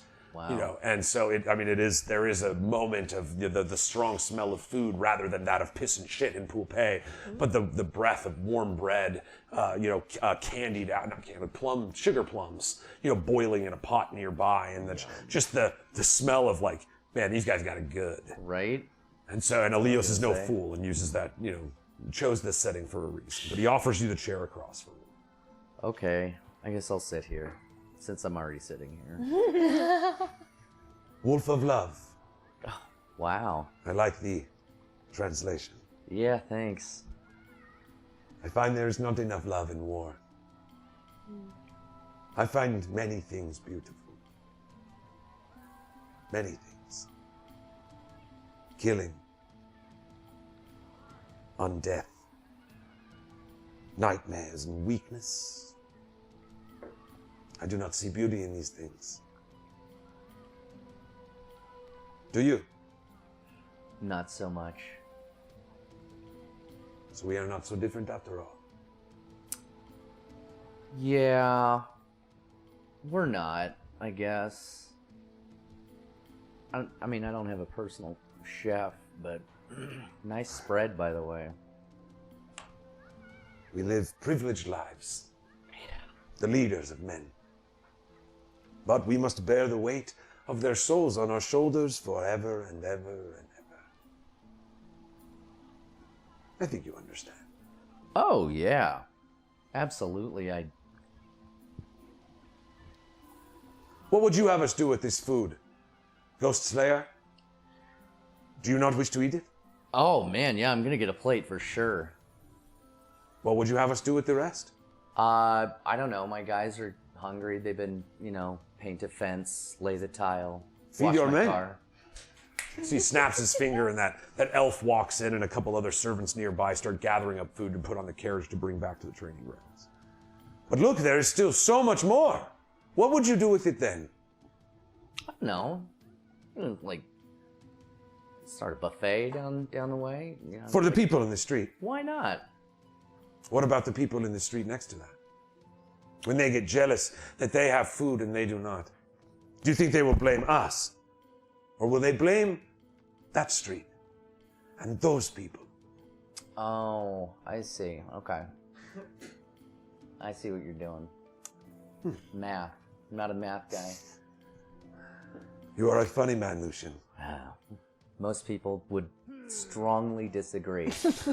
Not completely disagree, but strongly. I must admit I like you, Lucian.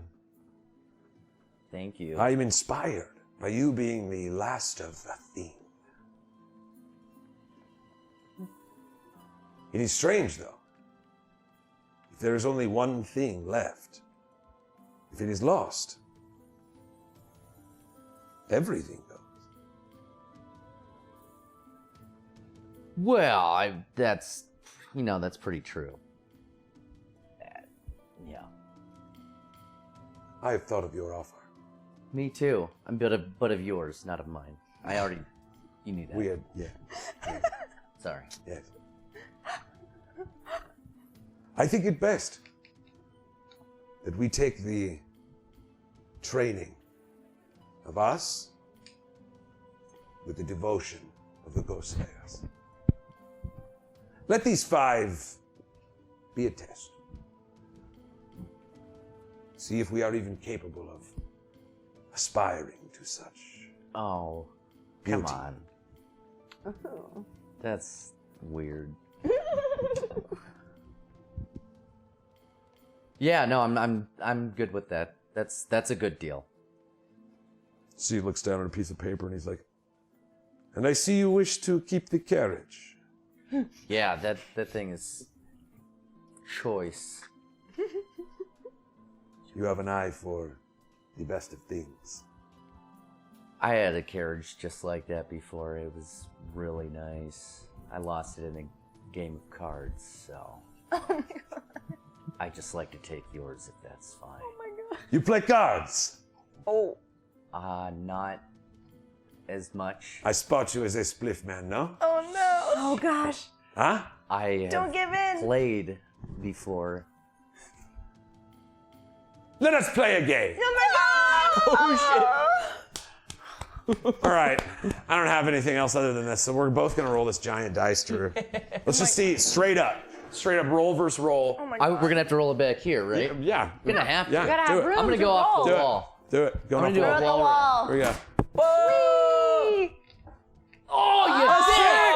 Oh, that was so close to being 16 a to 16. 6. Oh. I watched it happen. Oh, shit. If I only had the lung. Oh, that would have been the Whoa! time. Again, there's this stuff. All right, so Yeah. here we go. We're gonna go with his roll. You see, you guys break out your cards. Damn it! Get wrecked. It was a 13 to his 13. Damn. You see, with Your 13 was stolen. great anticipation, he breaks out his deck of spliff cards, and you've got a bit of an itch for the old game. Who doesn't? And you guys begin about the all the art is over there, but the many cards that make up the game spliff that we're actually building. Basically it's Gwent, as everything's just The Witcher basically. Right. Let's just call it. Okay, yes. So you see, he just starts breaking cards out, and you start matching your rows, your siege against your standing ranks, your raged against the back, sifted decoy cards where you slip out a strong hand and give up a round so that you can win the last 2, because that's what real G's That's do what all the real time. G's do. All You the always time. give them a round. That's the move. And you see it finally, he looks at you with great, his eyes kind of gleaming a little bit as he pulls up the Joker card. It's like, it is always the jester that leads to the downfall of a king. He flicks the card onto the table and he beats you. My carriage is my own, Yeah, that's but for a man of the spliff, you'll have a carriage of your own. Abort. All right. Unnamed to My this board point, bet. you will have your own carriage. Yeah. So yes, you get these 5 recruits. The idea being you're going to start this Order of the Ghost Slayer training ground. To what degree, that's still up to you. And that these 5 recruits are your first guys to start with. So I love it. you've got some food for them. You see Elios is like, is there anything else I can do for you? Can I also snag your training manual for these guys of what they went through before. Notes. You see he calls for Pylor. He's like, bring me Pylor. And this kind of, standard lore seeker kind of guy comes out in, white robes. He's got a big book in his hand of his own writing, ink-stained fingers that kind of press on the outside of the book. That's the guy I'm looking for. And he's like, yes, I have drawings of all of the herbs that we used in our rituals. And you see he kind of like looks at you for a second, and he's like, and he looks at Elios, and Elios nods. He goes, and how we derived them. Fantastic.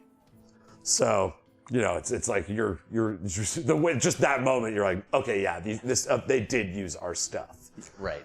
And so, that little bit of information is shared with you. But he's like, you will have a carriage, however. Sweet. But you need to get your own driver, because that he's too good. Oh, yeah, I'm not taking the long I haven't even given him a dude. name, because he's probably the BBEG of this campaign. The whole time. He's like that ninja guy from the prologue that we never met. Yes. Never fucking met. Yeah. Oh my God, he's so dope. You're talking about Aledo the Quick? Aledo the Bow? The Play-Doh. Aledo the Aledo the Play-Doh. That's D&D, man. Play-Doh. Sometimes you don't go find Shadow. You jumped off the floating island before you wait for the timer to get too low, and then Shadow joins your team. Life.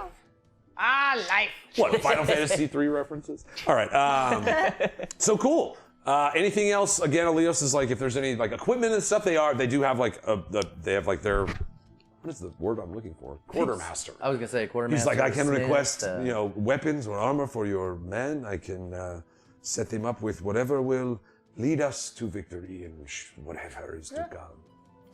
Well, sure. I mean, I've got the whole training facility there. We've got, we've got the facilities, the necessary. We've got forge, and so you got any, second in commands of your guys? I don't want to take from what you've got, but if they trust their people, they can come on over, and because I'd like my guys to be fed just like your guys are.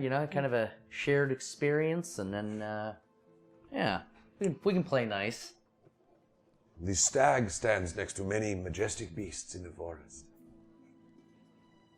These beasts know the stag is king, but to see them stand together. The wolf and the stag together? What a sight.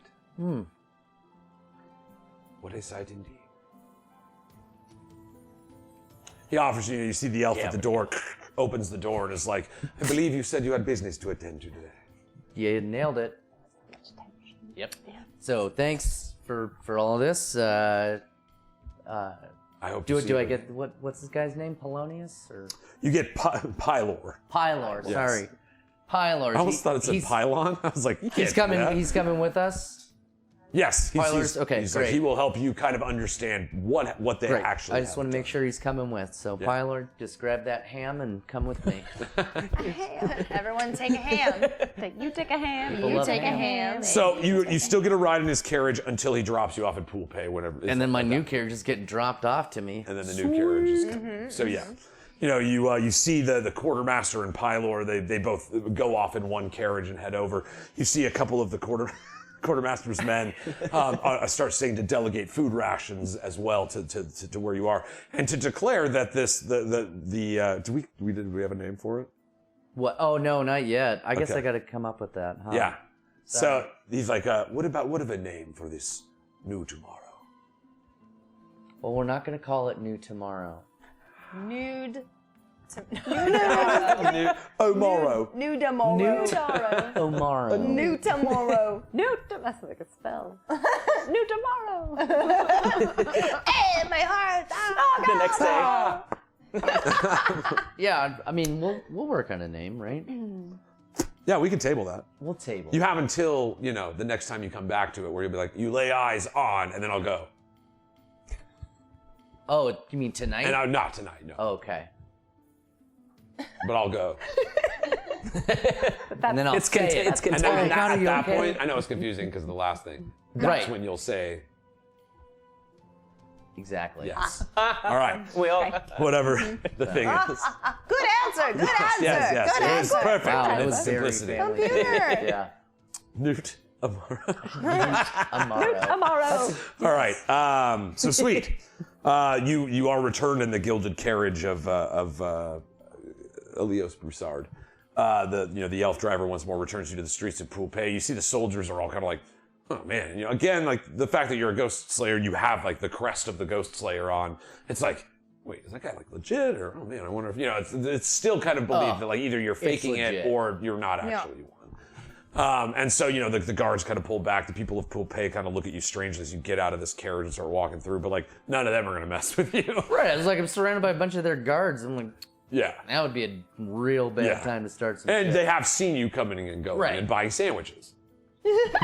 So I'm a man of the people? You're a man of the people. Man of the people. Yes, the poople. And the poople. Man of the Man of the people and the poople. All right, so anything else you want to take care of before heading to the church? Not that I can think of. Dope. Yep. Which brings us to the church. The church.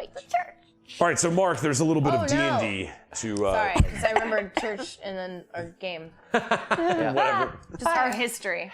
I just rolled high on a history check in my mind. You're like, oh no! Oh wait, a church. Oh fuck. No, Jake, no! Are there any orphans there? Yeah, oh my god, no, Jake, don't. Please, not anymore. Or yes, technically, right? Old dead mom over here. Hey, dead mom. Oh my god. Letters up for dead mom. Letters up for dead mom. Happy Mother's Day. Happy Mother's Day. Happy Say hi to your mother for me. Say hi to your mother. High on history. What? Is that our new show? All right. Hi Let me on buy that history. off you. Oh, it's Stephanie? Psh, I'm taking it. We'll share in its spoils. All right, so yes, Mark, you the D&D of it all.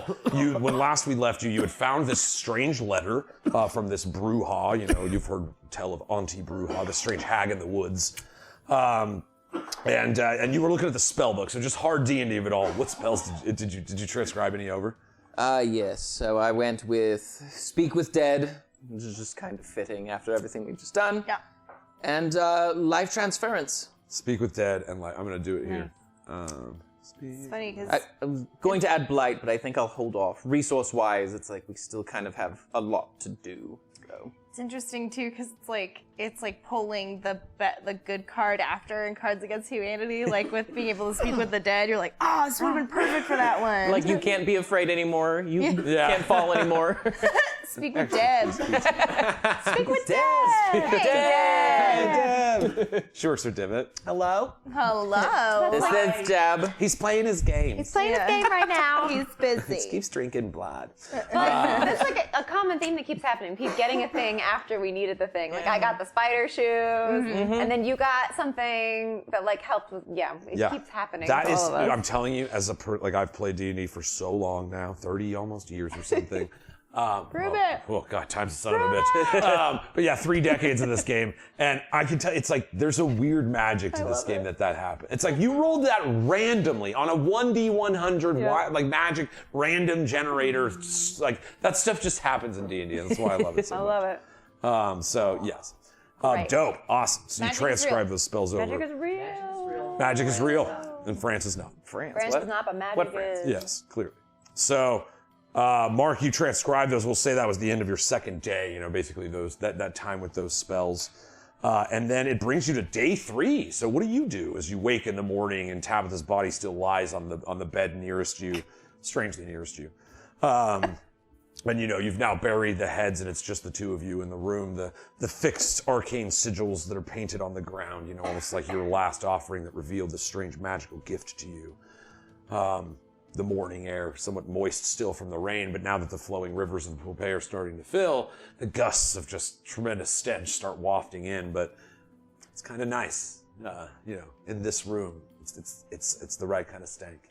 It's the last bit of that stank. It's always hard to say goodbye, and saying goodbye to Tabitha Rothart is the last thing I must do. I will move. Yeah, hang on. Oh. You're right there. Oh. So, get her out of bed. Just get her cleaned up. Wow. Get her redressed. We're going to move the body into the middle of the ritual circle. Just one last. Oh my god. And then around the room, just give in all of the supplies that you need to live a necromantic life. Is there any formaldehyde around? Absolutely, yeah. I mean, it's obviously like it's not like I'm a doctor and here's formaldehyde, but it's like here's the weird goos that they suspend bodies in at this time period. I'm going to It's on a Canada Goo. take a bit of that and splash it on the body and give it a quick firebolt. Given just our studies and I don't know, being buried just didn't seem Tabitha's style. That's true. And I don't want anyone to come around her shack and think the worst of her, so maybe if this just looks like a tragic accident. I just have to ask, are you burning this church down or are you just doing this to Tabitha? Oh my god. Oh my It's just god. that you guys have a history of burning churches down. What? Jake, No. what did we tell you? Just Tabitha. I learned! Yay! 103 sessions. Lighters up for growing. personal growth. We all got onions. So light it up? Careful about your lighters, because sorry. we don't want to burn Now. the church down. Don't yeah, burn the no. yeah, don't Don't burn the definitely church don't. down. WeeDnD would like to remind you, we say burning an actual church is bad. Yeah. But if you're playing D&D, light 'em up, light 'em up. All That's right, when so Rial pops in. He's like, it was just one! It was the one! reality just. All right. Yeah, it's the you fuck one goat. You fuck one go. know? You fuck them all. But you fuck one Yeah. goal. That's not it. That's not the same. Oh, it's not?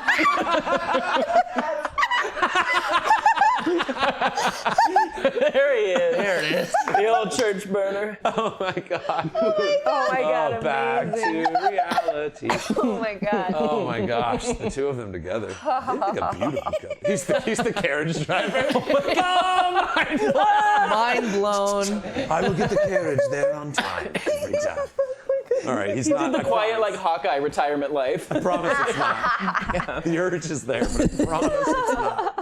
But maybe he knows him. Anyway, so yes. Oh my god. You shoot your magic down, and you see, as you shoot it, the bolt of fire stops and floats in front of you. You see it breaks into small little tiny fires as it starts to kind of spin around itself in this carousel of flame. Each of the little motes of fire set down on the sigils that surround the floor. You see this flame wall kind of starts building up around the ritual's chamber as her body lifts up from the ground. You see her fall back. The tenseness of her dead frame now loosens, and she kind of beautifully cascades down as if a great waterfall of magical energy was washing over her body. And you see as the skin and clothing all melt off the skeletal frame and draw down into the ground. You know the roots underneath, the plant life that thrives and creates necromantic magic and these strange witch symbols, and you know the roots deep in the earth are drinking of this refuse, what remains of the flesh when the soul is gone, and the skeleton of her just floating there in the sky in front of you.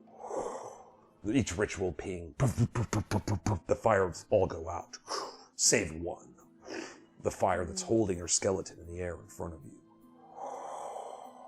Like comes down to the ground at your feet, and it is charred black, but it's like obsidian. It's like just polished stone. Her skeleton has been preserved in this like strange magic fire. What do you do? Damn. I didn't even know that was gonna happen, guys. That's It's it. It's it. It's it. That's how she would have wanted to go. It's much better than I think she ever could have expected. I mean, maybe not Throat slit. better than burned to anything. death. Yeah, she Probably was like, Lizzie, I'll live a whole life. At least she knows how to make a real good exit. They don't want to die of old age. Maybe. And her head was old, right? Never fathomed it. Yeah, but that body was. Oh man. Shame to burn that up. You're scooping it. Lucian arrives and he's like, oh, hold up now. We were going to use that. What? I'm smelling her ashes, man. It's a ghost hunting. We do this all the time. Is that weird? About ash smelling. I definitely, it's still Tabitha and really the last relic I have of her, so I'm going to embrace the hell out of that skeleton. Again, Hugs. it's skeleton hugs. Yeah. You know, you kind of, the head pops off and you're like, Funyuns. No, but you kind of, hold it in your hands. And you see like the skeleton is, it is bone, but it's polished and smooth like stone. And you see the rest of the body kind of like starts to frail away from you. But the skull remains in your hand. It's another No, It's another one for the collection. I haven't really. Bigger wig. Next season. The wig. This wig needs to be at least 3 times bigger. What is this, a wig for ants? Oh my god. A wig for hands. All right, so Mark, At this point, it's funny with the wig. I'm just. All of this that's gone on, I'm so done with the pomp and just what a frivolous little petty thing it is. So, really, it's. We're going dark, Mark. Oh my god. Dark. Wigs off, baby. If I'm able to have, like, black skull on one and the white on the other. Still the fine clothes of Poupée, but. yes, you can, Zymark. Now we have to call him Zymark. Mark to my friend. Mark. Yes. Oh, they're gonna walk in and. Oh no, dude, Enra gets it. You too? And you say that's what you did day 3. Ah! Man! Life. I unburied the guards. Just by stabbing into the ground with the miner. No. We have a weird group. I like us a lot. Classic ambiguity. Classic LP Like kind of weird. Fucking weirdos. All right. You got me. Oh, shit. All right. I'm crying. This is your job, Brandon. You got this? Darky Mark and the Funky Bunch. You do it. All right. Darky So, as you're sitting there having this moment with the skull and you kind of affix them both on your shoulder, you look down and you see 2 of the skeletal hands start climbing up you, the black, Cute. cool stone hands. And they grab the skulls and affix themselves to your shoulder. So they've got these little like matching black and white kind of like puff outs that connect them to your shoulders. That's so cool. Fashion. It's cute. Fashion. Cute. All right. So at that point, you kind of hear the crack of thunder and you turn around and look and you see some people, starting to come. You're like, yes, it is nearly time. The 3 days mark. Things are different now. Yeah. It's just like dragging their feet. Yeah. Hell of a 3 days. Lucian's eating like a turkey. What's up, guys? Did you Like my new ride? Yeah. I don't know why, I'm just a happier person. You're like a king now? Like, what's Yeah, what happened? I have a ham. You guys want some ham? I have tons. Like we have too much. too much ham. So much ham. Ham. Ham! But remember the signal that I'll give you, and not now. It'll be. All right. So you guys regather. The party comes together. There's 3 days of downtime. These small vignettes in each individual stories. Mark, you look different. Yeah, you see Mark decked Tell us out. what happened. We're like, cool. All right. Even then, just the pomp makeup with all the tears, it's worn. It's It's everywhere. nice. Yeah, the rain. Kind of similar to her spider webs. Ooh, I like it. Nice. All right, we're going Dark Mark. Dark Mom. Don't take his Doom Whisperer away. Not the phase mom. It's not the face. See the other whisperer? Shut up, mom. Or no, shut up, mom. Yeah, now they're on your shoulders. Your shoulders. The devil and the angel. I see you have another skull. That's good for you. At least you got to meet this one. No, I get the feeling we've Not all, really, We get to no. talk to your mom a little bit. I mean, like a little. I feel like we've all dealt with a We lot. get to talk to his mom for a little bit. That's true. Your She mom said I is- was a ruler. You guys remember that, She right? said that about me. What's that about me? We had the brain connection. She said thing that going about on. we? We. Maybe we were all meant to be rulers. Is that? Can you just do that? I mean, if we're ruling, we make the rules, right? I was meant to be a yardstick. Is that what the ba is called? The yardstick. The yardstick. The yardstick. Guys, we gotta open a ba. Oh my god. Are we opening? Are we doing this? The whole thing's we been doing about this, is the opening a yardstick? bar. Open the ba. We're all rulers Of the bar. yardstick. Yardstick. Okay. All right. So, hey everybody, how's everybody doing? Fine. Mark, actually, I had a question for you. I see you've got a lot going on, though, so I can wait. If Please, I feel cleansed. Cleansing isn't always the most easy things to embrace, but I'm glad to see you all. Oh, great. I was gonna bring flowers, but I didn't. It's all right. So. That's okay. A little piece Was of it- ham. I did bring ham. Ham. Ham. Now, I found this amongst when I was, wandering around for these last 3 days. I don't know what kind of ash this is, but I have a vial of ash, and if there's anything that you can find from it, I want to give it to you to see if it can be of any use at all. I have no idea what kind of ash it is. It's wonderful. Thank you. You're welcome. I would gladly take that. I mean, at first glance, anything. Yeah, Give are me you an an, investigation. are you an astrologist?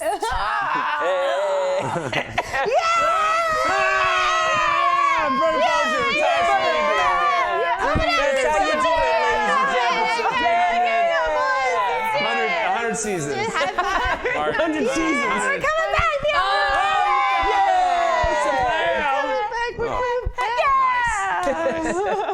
Man. Guys, I recommend it. Great. Taking a lap. An 8. Wait. With your plus?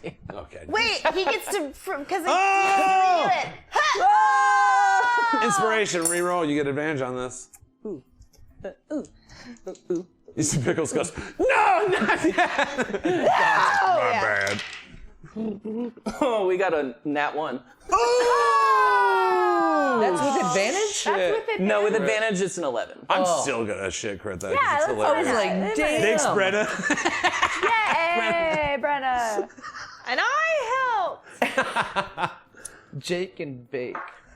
All right, you do not learn the really cool intricacies of this, but perhaps at a later investigation, perhaps like the next rest, if you want to try it again, you can tell for sure that these are the ashes of a human.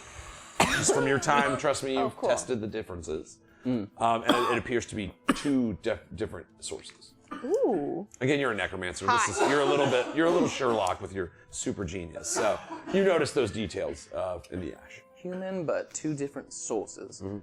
Right. I can't gather much else from that right now, but I'll take another stab at it. Oh, Thank yeah. you. Of course. Choking on ham. That's that nat 1 for you. How much ham did you How have? much ham? Did you say ham? That is a lot of ham. You have to be careful. Pickles. We You mentioned a Bruja, a hag named Bruja, correct? Definitely share that. We're letter sharing again. Yeah, we're letter sharing. Letter sharing. Come over here.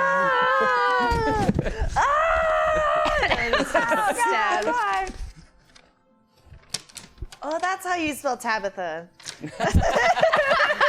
Correct. Cool. My notebook is like the scrawlings of a psychopath. Okay. Oh, same. My We spelling will is have to see terrible. that Okay, on Thursday. so I will take a read of this. My darling dearest, take this necrocore. Oh, I remember that thing. With my blessing. I remember that. I remember the chain. Keep us together. Running in the shadows. There's the letter out of the second. Yeah. It is the key to unlocking your strength, allowing you to gain admittance to the covenant.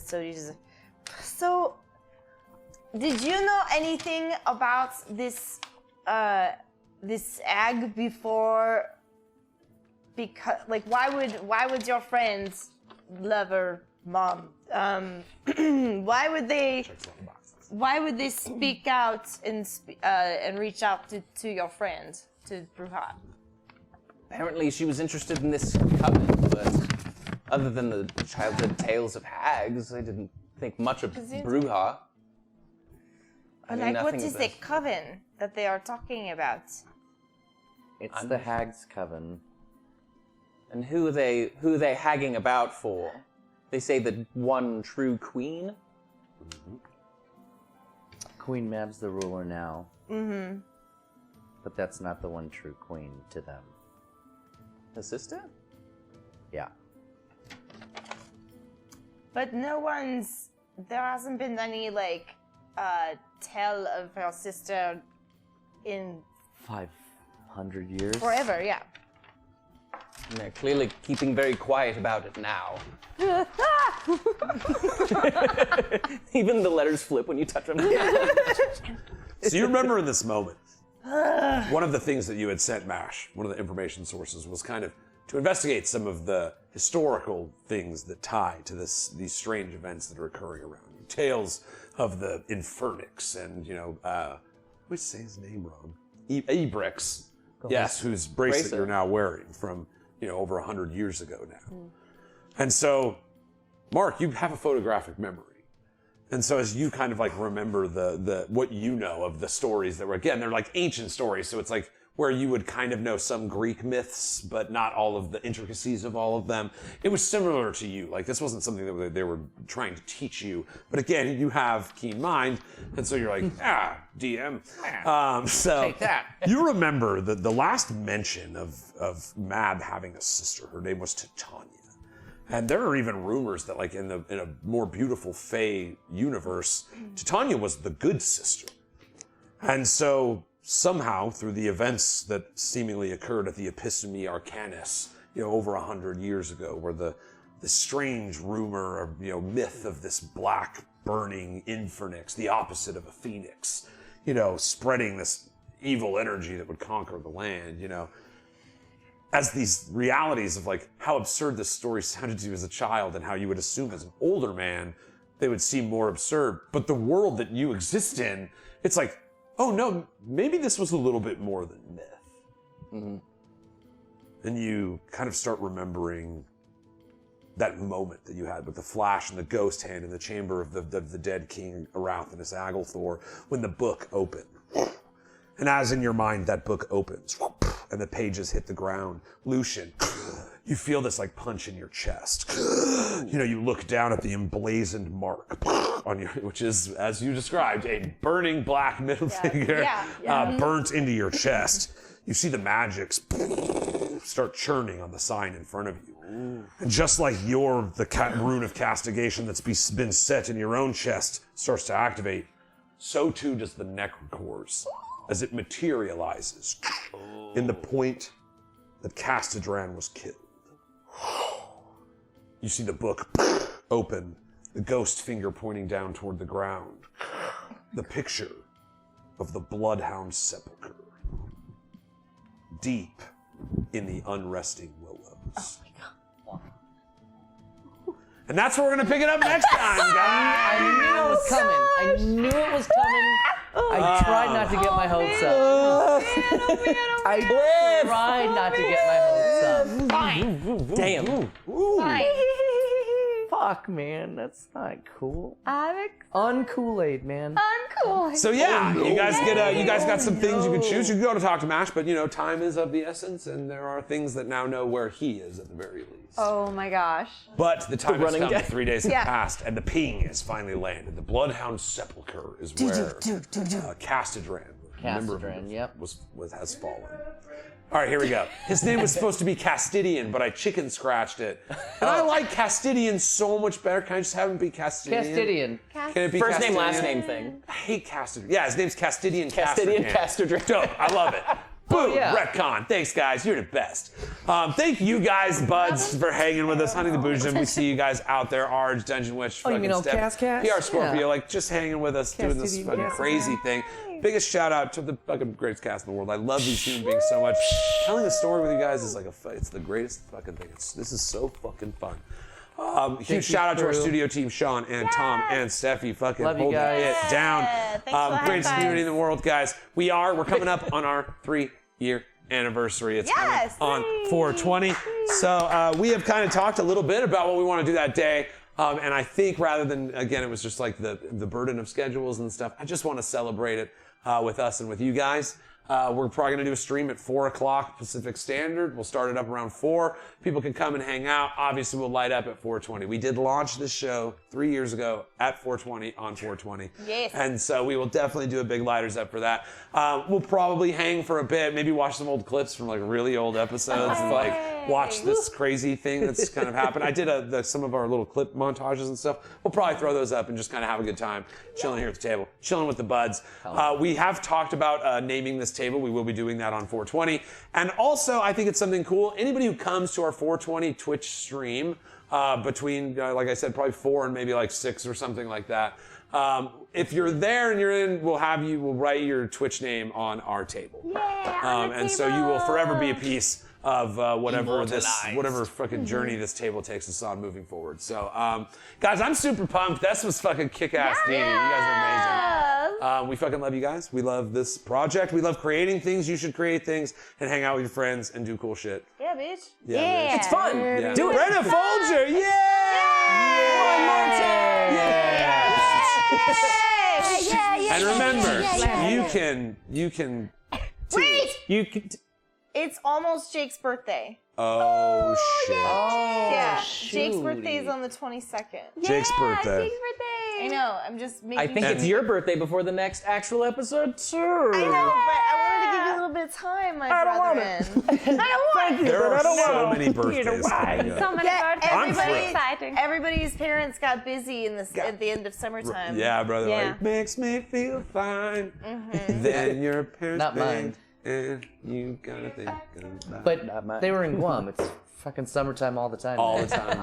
That's all I know about Guam. Summertime all the It's beautiful. time. Thanks so much for the follows, guys. Thanks for being. Well, we got a rave coming in. We are signing out right now, guys. Yeah, but thanks. But rolling 20s, bro. We be rolling 20s. We be rolling 20s dubs. Thank you so much for bringing your party here. Worry not. Oh yeah, we smoke on 1s and 20s too. That's fantastic. We have shit crits and crit hits is how we do it. Yeah. This is WeeDnD. We're a pop positive live tabletop role-playing experience. We're so happy to have you here, guys. We're coming up on our 3-year anniversary. We launched at 4:20 p.m.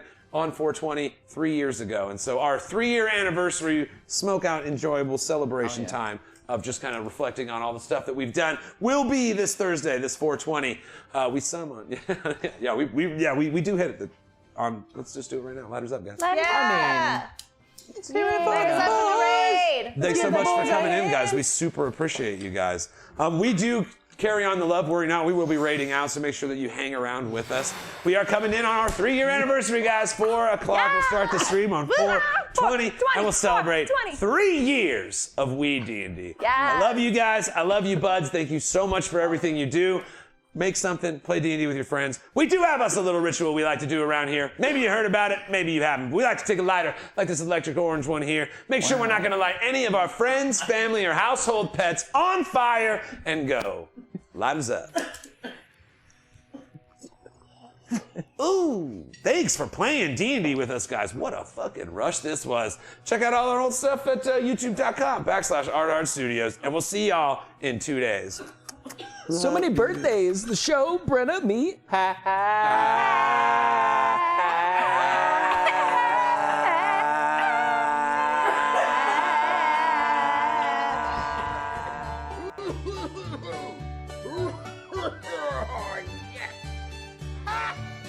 So what? You can't touch me, 'cause I'm from the internet.